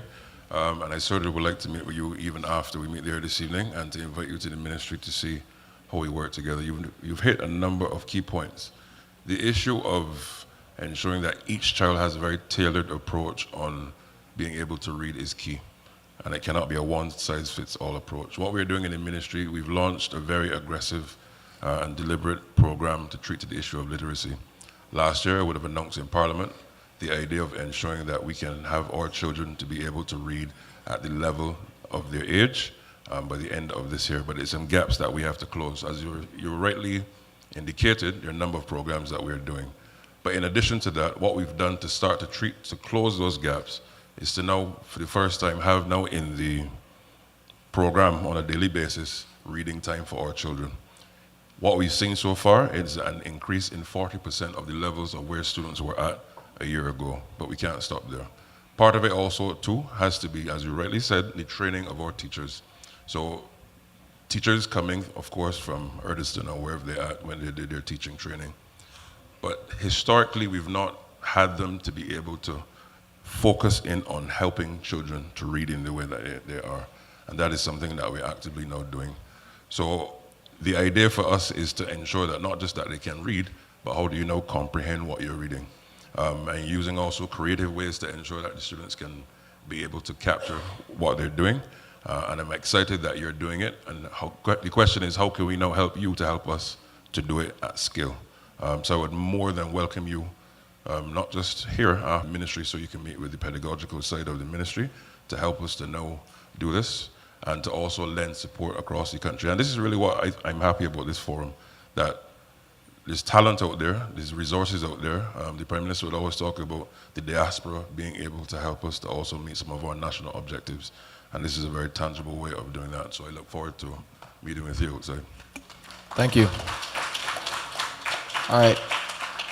Thank you, Minister Blackman. I want to ask the representatives for St. Philip to speak. I'm going to call on Dr. Brown, St. Philip North, to say a few words.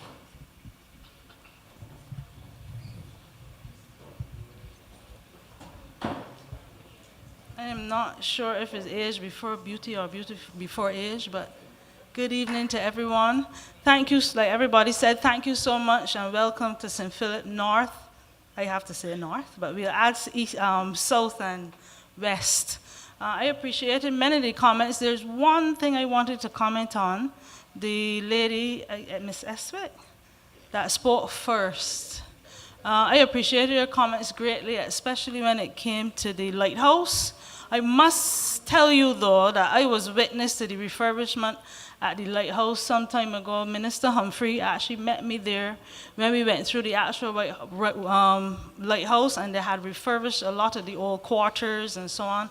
I actually presented to the minister. I never knew what became of it, but a proposal whereby a friend of mine, she's died now, she was one of the chief archivists at the university, and she had proposed a museum because it's a big thing around the world in terms of lighthouse. There are clubs and studies and everything, and that was one of the proposals. So it did not fall, what you're saying is not falling on deaf ear. I'm not sure what the plans are in terms of the lighthouse at this point, but it is a very decent area to develop. And you're right, we need a little more than the botanical gardens where we have to travel. No. I wanted to make one comment on your comments on the breakfast program. I ran a breakfast program for a little while, and Minister Chad Blackman, I agree with you. We found a lot of children that the problem was not necessarily that they were underprivileged, but many of them got to school too early, parents left home too early, and never managed to have breakfast. So my policy was once you're hungry, you're fed. The teachers, all the teachers, I knew many of them, but the teachers and the school meals workers always knew who needed and who didn't. So I think incorporation of everybody will run well. The one, and I had reached out to you, Minister Blackman, let me throw you on the bus, you didn't answer me yet. But one of the people that was, I wanted some information on what to tell the individuals that were actually running the program. It was some of the programs. It was a little foggy in terms of the transition. So if we could do some public announcement or something, or contact the schools so that they will really know what the follow-on is. I had another point in my phone, just one more. Give me 1 second.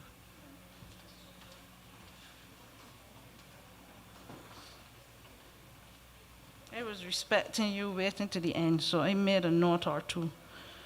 Almost done. Colorectal cancer. I am not intimately in the Ministry of Health now, but there are efforts afoot in terms of colorectal cancer screening. 2 polyclinics are involved. The headache seems to be the follow-up. When you do have, you found the patient, for instance, with a high suspicion of colorectal cancer, the problem is the follow-up. The hospital, I believe, is working on that now. I'm not seeing the health people, but the Prime Minister knows everything, so she might be able to tell you. But there are issues, there are things afoot in planning. There's a policy, I believe, if it's not there, it will be there in terms of screening. The problem with us, as you know, is generally the cost, but it's more cost effective to treat, catch early, screen, right, than to treat somebody. But you're absolutely correct, that's one of the things we are fighting for. There was conversation around the roads. Not many people got to St. Philip North, but I want to get to St. Philip North. Minister Humphrey? Supers. I am surprised that members of Supers are not here. We have a can. The most honorable can tell you there's a can that takes almost a third of the road. I got close, I got really close because in the last time we were in, when we first we got plans to fix the road. So I apologize to you, Stetson. Plans were made, the road was cleared, we had a diversion, and then everything came to a stop. So if we could have a look at that, I am sure the members of Fortescue and Supers and College Savannah would be grateful. So I will remind you about it. And the last thing I wanted to comment on, and I can't remember if who it falls onto. In terms, somebody brought up with hurricanes, but very briefly. I think St. Philip needs another, especially North, another Category 1 shelter. The only one at some point, I don't know if plans are in place, but it was Hilda Skeen. So there are parts of St. Philip that, in a case like that, is difficult to travel. I know it's for when the emergency and stuff, but it's difficult to travel, and I think we need to choose another one a little closer to individuals where they can reach. That's about all I had to comment on, but all in all, I think it was a good session. I really appreciate and I'm grateful for your comments and contributions, and I hope, and I have faith that we will make very good use of some of them. I'm interested in having a conversation with you, though. Thank you, and if I don't get to talk again, good night. Appreciate it. Thank you, Dr. Brown. I just want to add one thing to the St. Philip North position with regards to roads. Where I live in Fortescue, of course, we have a lot of houses now, a lot of people living in Fortescue. There's only one road in and out of Fortescue. If there's an emergency, we have to swim. I think... There is a road right next to me that goes through by the Baptist College. Mm-hmm. I think that we need to look at how we can make that work for the people of Fortescue. Agreed. That's probably the best choice. Agricultural Road, I've been in discussions with, at some point, MTW with it. So your word may add to mine and the other members. So that's an option. And the other option, we drove it the other day, and it really would need a lot of work. It would be from concept out to Sealy Hall. But that's a good option. I have driven it several times, so I know it's a possibility. So we'll work on it. At least I will ask for the minister to have a look. You want to come?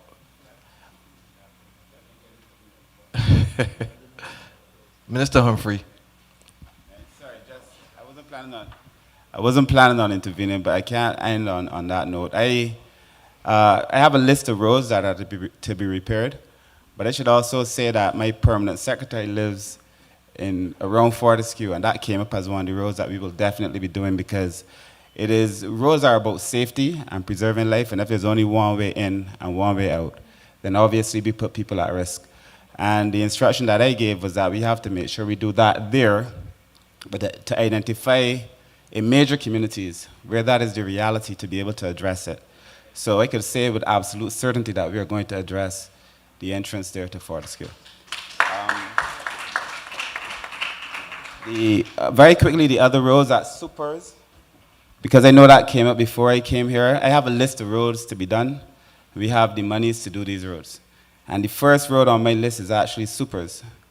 And that should be started, all things being equal, Dave, this year. We have the number of roads: Stewart Hill, Culpeper Development, Bottom Bay, Contact. These are roads for which we have the resources to do. So this is not me bluffing you. Ocean City Main, Foul Bay, Beach Road, Harmony Lodge, Atlantic Ridge, Halton to Ebenezer, Marchfield Village. And then there were some major roads, what we call the CAF roads. We're going to do Woodburn Development and St. Patrick's to Charnox. So those are roads that are due to be started very soon. We have, in most cases, we have designs for the road. There are a few where we're waiting on designs. But St. Philip can rest assured that those roads will be dealt with in the very near future. And I just wanted to say that. Thank you. The junction that was raised at Church Village, so I turned to my team, and they're very aware of so they showed me exactly what the junction looks like. The issue, obviously, is that people approach that particular junction at speed they can't see. I saw that there's some trees which we can clear. We can also widen that junction. We can put some lights. So we're going to make sure we prioritize that particular junction as well. As I said, roads are not only about moving people, they're really about safety. So that is an issue for us, but I just saw the actual junction. So we're going to rectify that as well. Thank you. Thank you very much. I can smile. I can smile. I want to call on Ms. McConney to say a few words.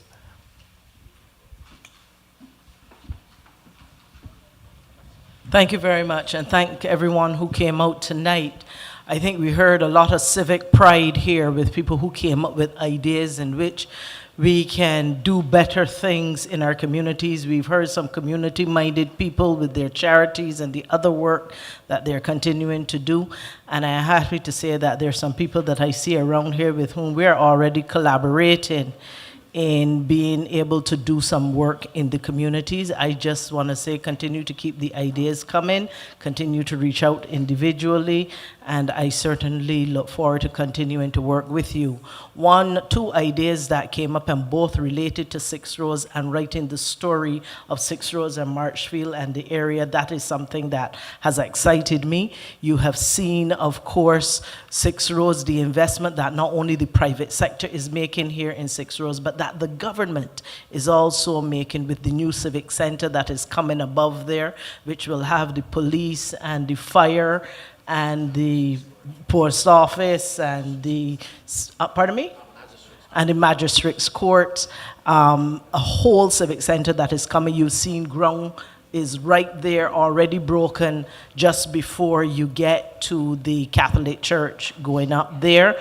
And you see the SIA agency, which has already been here. You've seen the refurbishment to the library. So, and there is coming some refurbishment to the polyclinic, etc. So indeed, we see Six Roads growing. I am totally in agreement with it being called the town in a significant way, and I do believe that there is an important story of important people and the role that Six Roads has played in the development of Barbados. So that's certainly something that I'd be happy to get on board with and be happy to speak with those persons interested in moving that forward.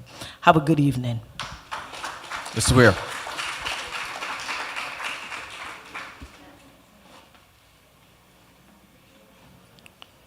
Thank you. Good night again to everyone. A couple of things came up that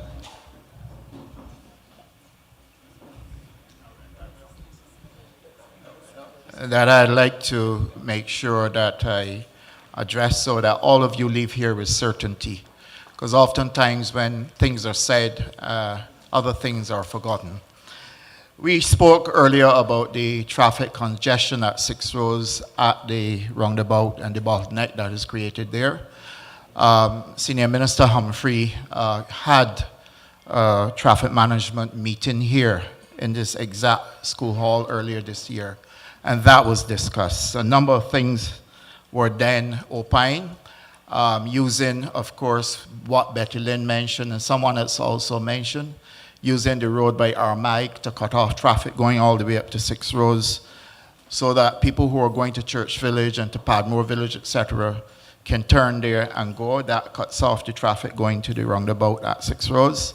And then, of course, using the road that goes across by the Water Authority to cut off traffic that will have to go to 6 Roads and then turn and go down to St. Patrick's or to Foursquare.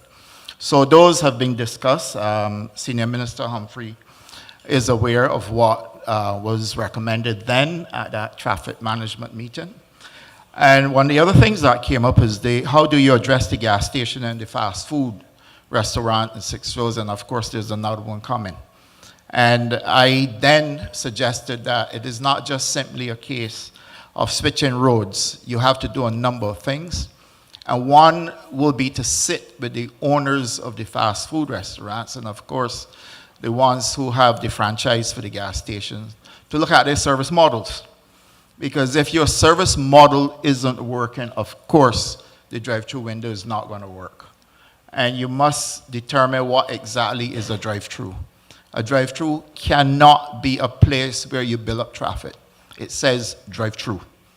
So that if you're driving through, there must be a point where you're going to place your order, get out before you get to the window. You now have to look at the signboard to see what it is you're going to order, etc. All those things have to be worked upon. That cannot happen by serendipity. And so therefore there must be a meeting with the owners of the fast food restaurants to determine how they're going to look at the service models they're using in order to deliver a drive-through, a rail drive-through. I remember when I used to go to New York frequently, I went to McDonald's. And the way the lady took my order, I almost thought that she was going to ask me to leave the line. Because if I didn't know what I wanted, then she didn't have the patience nor the time for me to delay her. I then thought to myself, she's using something like balance scorecard, etc. One of those models that tells you must only spend X amount of time in dispatching a customer. And we have to be able to have that conversation with them. If we don't, then we're going to have the problem repeat itself. And it's not just about roads. It is about a combination of things to address the issues. And that, to my mind, is one. Gas stations, too. You can't have cars pile up, one person managing 4 pumps. That has to be addressed. And we are at the stage now when I went to Florida frequently as well, because I don't travel as much as before. I was driving a group from Miami to Orlando, and we had to top up. And when I pulled in, there was no attendant. So I had to learn right there on the spot how to punch in the amount of gasoline that I wanted and pay for it, and then have it pumped into the vehicle, all on the spot. And I think that we have reached a stage in Barbados where people are using technology to the extent we have to start looking at things that will work so that the call cannot only just be on government and about roads and traffic congestion, but the call has to be on what is causing it and how can we address it in a holistic manner. So I want to place that on the table. I also want to agree with the person who raised the issue of street lights. And PM is here, I'm sure she's going to speak. She always says to us in Barbados is dark. Barbados is too dark.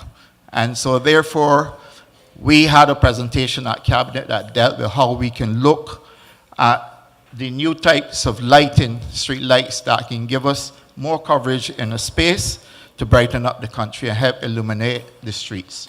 I think added to that really will be some cat eyes. Now if I'm driving from Union in my constituency and I want to turn into Union Development, I can't find the gap at night because the street lights are too dull and then there are no cat eyes.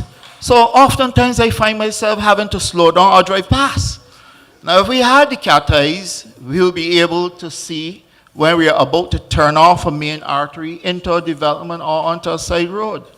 And therefore, I think this is something that we really need to place some emphasis on in order for us to be able to address some of the traffic issues as well and to help people to move in a seamless way. The issue with streetlights also came about from Pussem Bridge. I think at one Ideas Forum that came up, Cami Holder did raise it, and it's one that I would strongly recommend we address. Pussem Bridge is somewhere between St. Philip West and St. John. That needs to be addressed. And of course, if you're traveling from Caveland and St. Philip to Beulah Junction, from Caveland right across, there's no street lights. The whole place is pitch black, and you have people, in particular females, getting off the bus either at Beulah or at Caveland area to walk across there to Sandy Hill. That is one that has also been flagged and should be illuminated. And then, of course, from 6 Roads, using Sterling Road all the way up to Beulah. And I've already submitted these to the previous minister who had responsibility for public transport.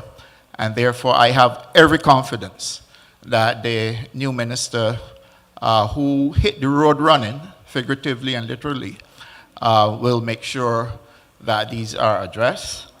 I've already addressed some of the other ideas that were offered. Generally speaking, a St. Philip Ideas Forum is one where people come out prepared, and I've heard the preparation tonight, and I want to commend all of you for coming out and lending your voice to this conversation. It's always good, St. Philip, to hear you, to see you, and to feel you, and I'm pleased with the turnout we have here tonight, and I'm also happy to note that all of you came not to complain, but to offer ideas, and this is a big thing in Barbados. We need to move away from the whole lot of complaining and come and tell us as a government what it is that you voted for us to do. And that I heard tonight, and I'm pleased to note that all of you have come and participated. Give us your numbers, and I want to thank all of you sincerely. Mark, you live in my constituency, and you came up on my chat with the constituents. I will sit down and have a further talk with you. So thanks, everyone. I really appreciate it. Thank you. Thank you very much. I also want to say thanks to the people of St. Philip for their contribution. As a man from St. Philip, I have a contribution that I really should make too, but I'm going to give that directly to the Prime Minister when I'm ready. It's on a broader scale. It's about the legacy of cricket. I'm not convinced that we have been able to commoditize the legacy of cricket in order to be able to fully monetize it. I believe that we are the greatest cricketing nation in the world. And I'm not sure that we have actually capitalized on that in terms of using it as something that can promote this country and move this country forward. I think the whole Kensington area has to be looked at. I believe that the tanks, that those tanks, for argument's sake, can be muralized. I think they're looking pretty ugly. We need to speak to whoever owns those tanks and do something about them. I believe that the road that leads from what was the Lower Green bus stand all the way down to Kensington should be renamed Cricket Walk. I believe that the history of cricket should be all over that space. When you go to Lord's, from the time you get off the train in St. John's Woods, you feel as if you're in a place that is special. We can do that with Kensington Oval. I believe that we need to use this powerful legacy of our cricket as something to promote Barbados. And I am not sure that we have been able to fully monetize it. We have cricket legends, yes, but I think we can do more. Even the shops around there should be called cricket names. I just feel that we can do a lot more. but I'll speak directly to the Prime Minister about it. Ladies and gentlemen, the Prime Minister of Barbados, the Honorable Mayor Amor Maltby. Thank you very much, Stetson. You gave me the bridge for cricket, and I'll take it, because up to yesterday, in the commentary on ESPN, I made clear and reminded the public that we have for some time, and Minister Cattle knows this because she has been the other advocate for it with me, advocated that we have a Cricket Legends Hotel, and that Kensington Oval, and right where Central Purchasing is, right on the water, is the ideal place for that to happen. But this is not a government project, because if I take up government money to go and spend there, then I don't have government money to go and spend on laying water mains. This is a project where we are encouraging the private sector, local and regional, and we've started having discussions with regional private sector, and I believe Minister Gullinegel, your chairman of the port, and others are now fully convinced, because they have bought the lassie on the other side of the road from Central Purchasing, and the government already owns the land. For those who are grey enough in here, like me and Tibbs, to know that Manning's Lumberyard that used to be on the other side, so between where government owns and where the port is just bought, we can effectively take all of that land, divert the road to between the nation and the same Manning's Lumberyard, and come out just below the Legends. So you create the same ecosystem and environment bag that you have just spoken about, and that allows us then, instead of trying to fit a hotel in that small space between where the road is and the shallow draft, that we can then add the 10 or 15 acres, I can't remember how much it is, Ian, but that exists there. And even there are stadia in the US and elsewhere that have rooms at the top of the stadia that look into the grounds, and we have a unique opportunity that we can look into the grounds and look where it's at here, over the sea. So that you have a coastal thing, and then of course you have Brandon's Beach. So while you do not have a beach right there, like Harbor Club in St. Lucia, you are right on the water, and then you can move people in tutus to Brandon's Beach for the beach facilities for those who want a little more than just the shallow draft, getting on the boats to be able to go out. So suffice it to say that with Sagari's death, obviously, topics cricket will be even more pertinent and passionate for Bajans. I'm a little late this evening because obviously I was being briefed by those with respect to the state funeral, and official announcements will be made, I think, tomorrow afternoon by Senator Cummins. So I'll leave that for her. On the matters St. Philip now, roads continue to be a major issue in this parish, but it is a major issue throughout the country. And we have been working assiduously to be able to address roads and bridges over the last few years, and will continue to do so.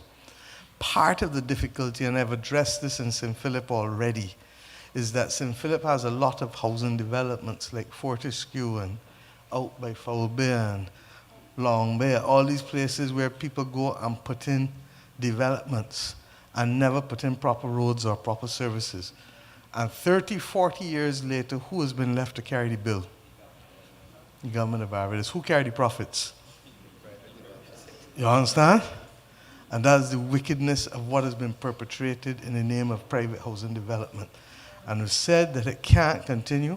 Town planning has to be careful to ensure that certificates of compliance truly reflect compliance and not the shoddy way in which things were done previously in the name of housing development.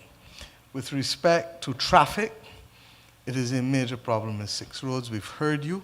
I heard Indar talking about the gas stations and the fast foods, because all the lines doing what? Snaking out onto the main road, which means that that is what is blocking. And the Ministry of Public Works, we said it in the election, has to find a way, of being able to diffuse the traffic in the heart of 6 roads, but conscious too that you're likely to have some increase in activity because we're moving District C where? You understand? And in addition to District C, what else is coming? A civic center.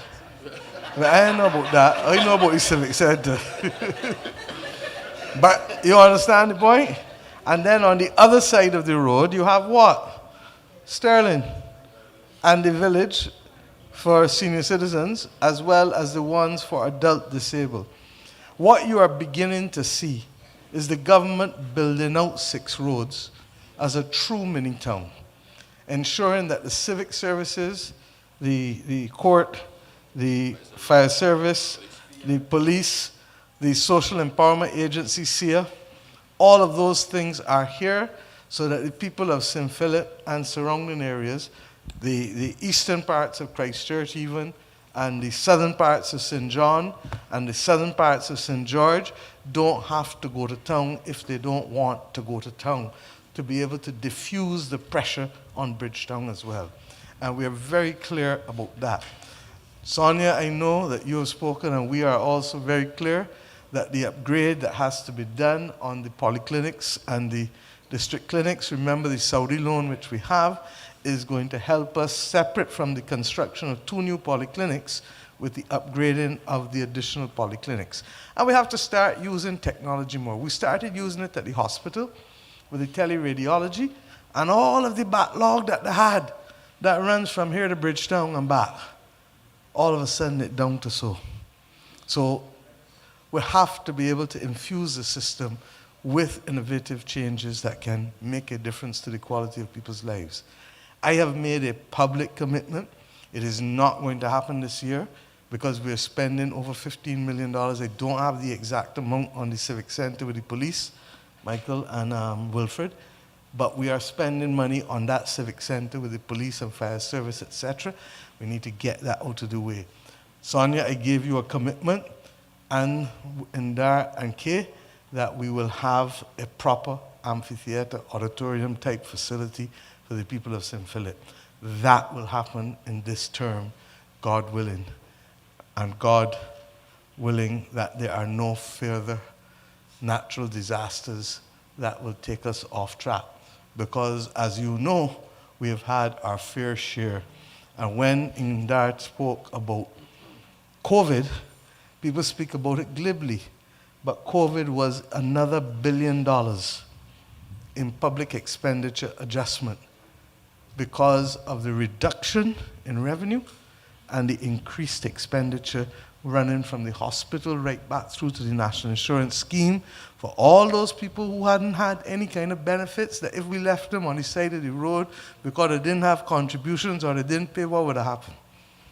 Then with Beryl, same thing again. What happened?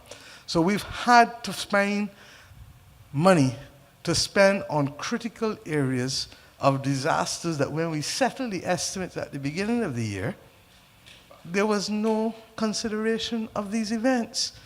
In this year of our Lord, we came to you for an election in February. But when we came to you, what happened after? A war. There was no war in Iran when we came to the country in February.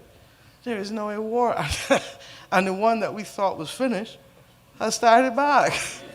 And the bombing for another 9 days now, or 8 or 9 days. So I just give you this.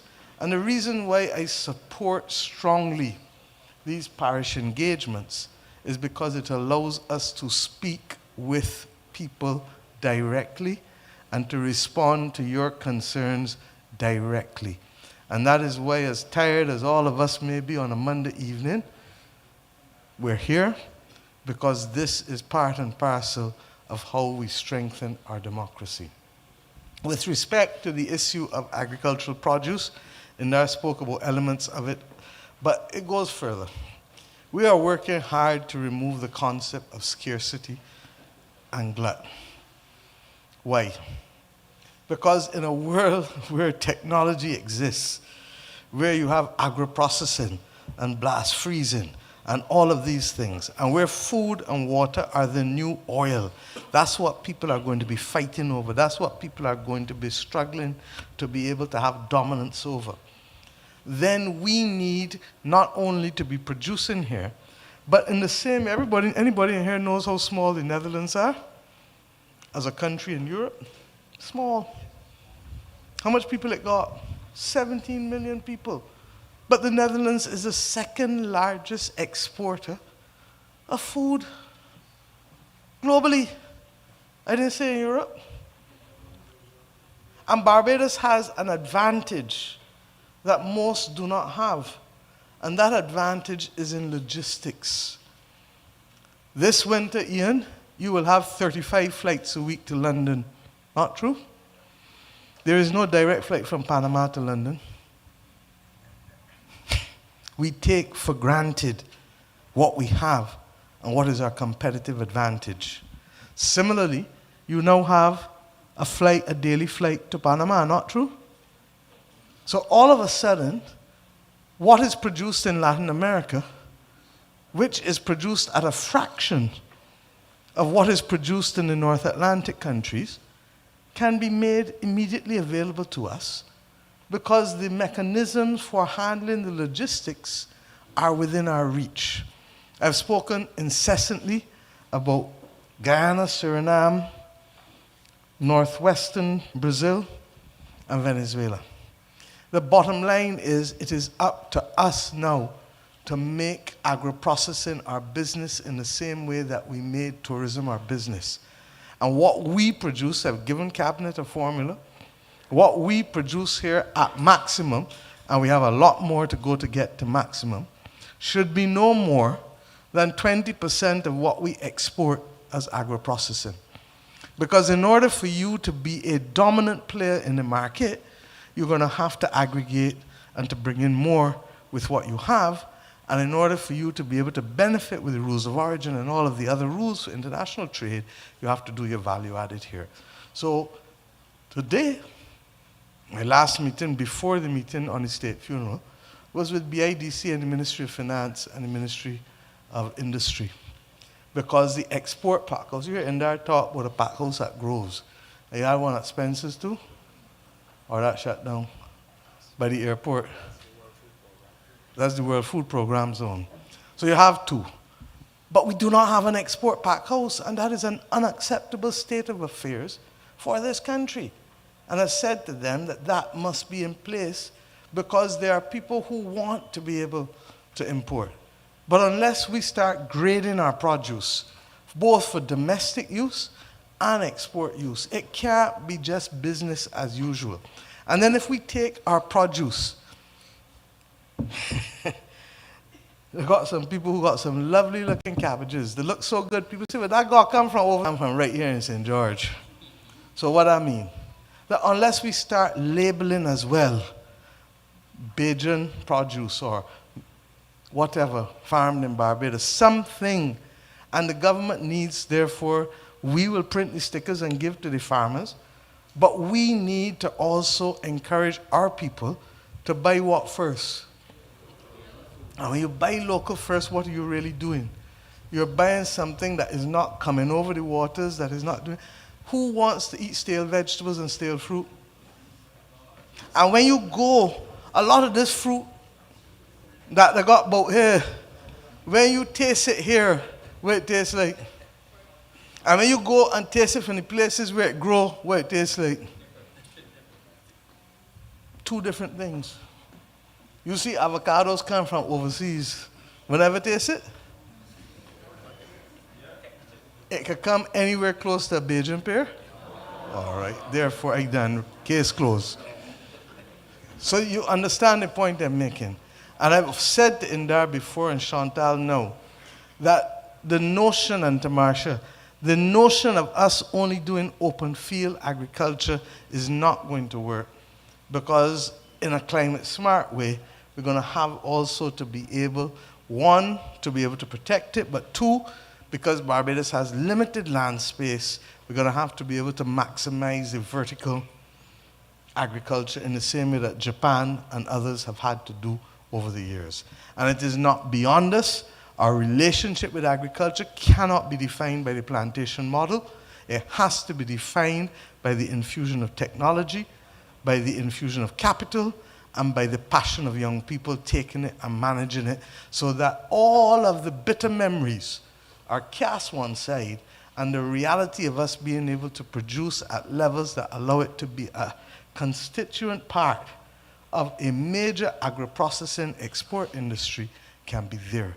This is what the government is working towards methodically. But changing a culture does not happen overnight. And therefore, you find yourself repeating the same thing over and over in the public sector as well, don't get me wrong, as well as the private sector. And that is where we're going. So there are opportunities there. I am hopeful that we will finally get a major program off the ground for honey, because if it never gets sold, and 50 years from now, they come and find the honey there, it is still what?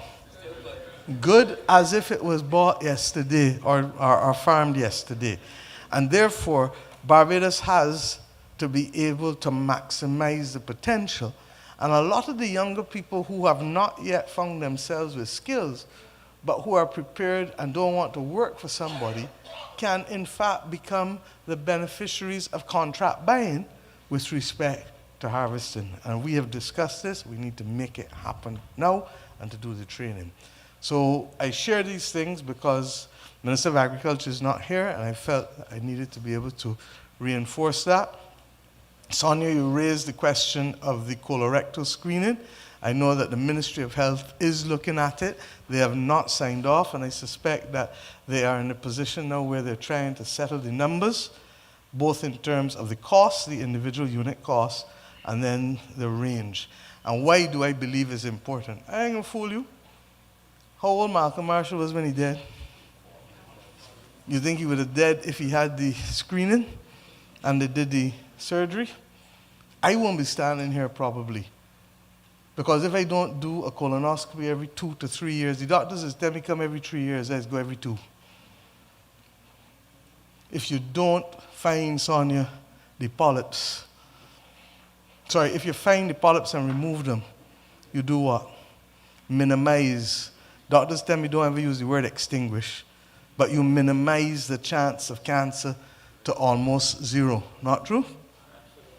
And therefore, the simple ability to get people in this country to test at all levels, whether it is women and men with breast cancer, whether it is prostate cancer, whether it is colorectal, those are the main ones that we need to ensure that Bajans, because if you get in early, you do what? Give yourself a credible chance of recovery and full life again. So we hear you. We're working on it. When we were last here last year, the big issue related to sugar and the drinks. Remember the Heart and Diabetes, the Heart and Stroke Foundation, and the others came and they brought their things with the sugar. You remember? Exactly. So, and we're continuing to work in that direction. The manifesto speaks also of us being able to investigate the use of some of these drugs to fight obesity.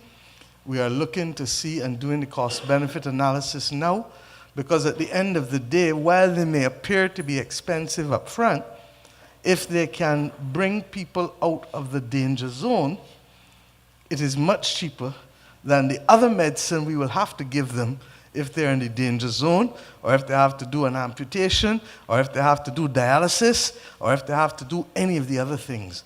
And therefore, we just want to be certain, first from a medical perspective, and then the cost-benefit analysis, to be able to make sure that the people who are facing the most difficult circumstances in terms of their medical condition can be the beneficiaries of some of the improvements in medical and pharmaceutical offerings that the country has, so that we are not going to end up being penny-wise and pound-foolish, but we will be strategic in our deployment of resources to be able to help people help themselves and to save lives.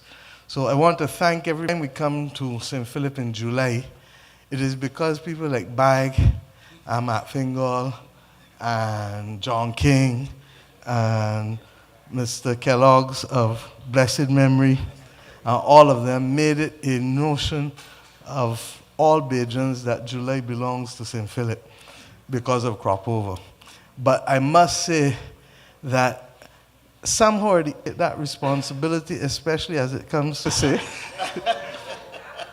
suffice it to say that I want to invite you, especially as there is all of this talk I see on social media recently about whether we are losing the art form and whether we are losing what has to happen. And I'll leave with this last comment.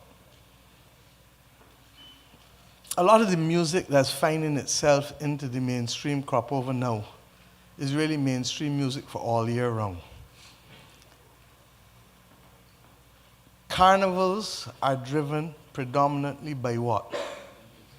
Music. No. Not just music. You could go and play disco music in a carnival. There's only one song that ever won the Road March in Trinidad that is not a calypso. Anybody know what it is? Nobody don't know?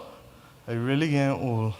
Valerie, Valerie, da da da da da da da da da. I can't sing, so you know we're gonna find it. You know which one I mean? Only one song. And we have to be careful of protecting that aspect of the art form. The youngsters are doing some brilliant innovations, but those innovations do not have to lock themselves into crop over alone. And many of them, I'm told by my young minister, are receiving a lot of forward outside of Barbados. And therefore, they do not have to rely only on crop over. But we need in crop over to keep a space for everyone. So even if they're coming in crop over, the radio DJs must play music. Must play music. And they must play music that is for all of Barbados and not just a handful of people. I asked people, I had to go on Spotify to hear the majority of music out for crop over this year. Explain why that should happen. Instead of the top, Santi, how many songs you hear on crop over on the radio? That's my point. So that bottom line, you tell me Edwin got a song out. Only one thing on my mind, I'm looking for a good time. I promise myself I'm real good life. Whoa, the question them asking me, why I back in the party? Just mind your business and let me speak. So when you see me smiling, don't come and mess with me. I'll go way down to the morning. Sweet soca calling me. The music reflecting the world. I'm feeling it, the whole atmosphere feels so good. I'm feeling it, I come to distress like I should. I come to distress like I should. That's my anthem. But the point is, how many people in here have heard it? How many people in this room have heard it? You belong to the industry, or you may even help write it. How many, honestly, how many people in here have heard? I want the Minister of Culture in my office to see. How many people? 1, 2, 3, 4, 5, 6. Alison is saying back up. You'd expect to do it. You also, was a previous director of the NCF, you're supposed to know about it. Other than the 2 people in here who are associated with the industry, I'm left with 2 or 3 others. Marsha used to dance. Alicia, I don't know how come you hear about it, but I know you all about the place like Punka. You understand the point I'm making? We are 2 weeks away from Kadooment. 2 weeks away. And the song ain't come out yesterday or last week. We have a problem. And CBC is government owned, and CBC must make space for all genres of calypso during crop over. And it is not to be determined only by a DJ. The DJ has a lot of influence. But we have to be able to respect the fact that people invest their money, they go and do recordings, and that it cannot be only one genre of music playing during crop over. How much ever young people drive the energy of the festival, the money is also still contributed to by older people and other people. So I really do hope that, that you and others can also make a stand to make sure that we can do it. A lot of the youngsters who are coming now, in my view, are making music that can go in January, February, March, April, May, June, July, August, September, October, November, December, miss out a month. You get the point. You get the point. And that is why reggae was always able to move quicker than calypso, because reggae spoke to a culture and to a reflection on a state of affairs that is all year round. But calypso is driven primarily by what? Carnival and festival. Okay? And the fact is, you could really have calypso all year round, but the only other time bag putting out calypso is for Christmas. Maisie. You understand what I'm saying? And even then, how many calypsos you have at Christmas that you've made? One. Just one in over 30 years. So what does that tell us? We know that this festival that is ours is special because it has made a niche for itself. Does it need refreshing? Yes, it does. But it is special. Do we now have a platform for music that is all year round? Yes, we do. But don't let our all year music sacrifice and push aside that which has built this festival for the last 40 years. Because I still remember the days when before Mr. Hardin and before them early days, you could not. Crop over started in the early 70s. Why did it flounder until the early 80s? Because there was no music. Why did Elombe insist on recording every tent and getting the music out there on radio? Because it is the music that drives the festival. And if we lose the art of calypso, or we lose the art of soca, as we also know, we're going to affect the festival. So we need to keep that, but also give the youngsters and the fellas a clear pathway. So you still have reggae with dancehall. The two of them push up one another. So that is the last thing I will say, and I say it in the parish that gave us 40 years of momentum in calypso music, and I say it in the month when calypso reaches its zenith, just before the jump up in the first Monday of August. So thank you all for coming out, and thank you for the ideas. Jim Brown, we heard you. You don't have to remind us, but as Indar said, this has been a hard road to trod. And the things that we set out to do have been impacted by things that we never dreamt would come our way. We knew we had a debt problem at the beginning. We fixed it. But within 18 months, COVID come and let us down again. Then the ash fall. Then Elsa. Then Beryl. Then the war. So that you can't look at the new CEO of the Barbados Water Authority and tell him when he needs to get water mains to everybody that are functioning, that we don't have money for him, because he takes priority over almost everything else with respect to the function of the country. Security, health, public health, environmental health, those are the things that protect life first, and then we come down with everything else, all right? But as you can see, we will continue to push and spend, and therefore the sporting activities for us are important. I forgot, St. Philip is getting the track, and it is getting the Olympic-sized pool as well. Sports Council already has the money for that, and I believe, Marcia, you did the visit for me, just outside of Bushy Park, to ensure that where the track and the pool are going will not prohibit us from extending the track at Bushy Park, so that these fellas that are racing on the road on a Sunday evening and whenever else can be given a safe and legitimate place to race, rather than being a risk to themselves and others by racing on public roads. And similarly with the motorcycles and the other drag racing. So we believe that we can create a sports complex in that area, and that is without prejudice to the auditorium that I promise you for cultural activity. Thank you very much, and have a wonderful crop over and a safe crop over. Thank you, Prime Minister Motley. Thank you for that big push for crop over. Of course. Next stop is St. Andrew for the next Ideas Forum, so you can listen up for that. To you, the people of St. Philip, thank you for coming out. I think we had a good evening, lots of ideas, and I look forward to seeing you at crop over events. Come out, support crop over. It's his wee thing. Thank you very much.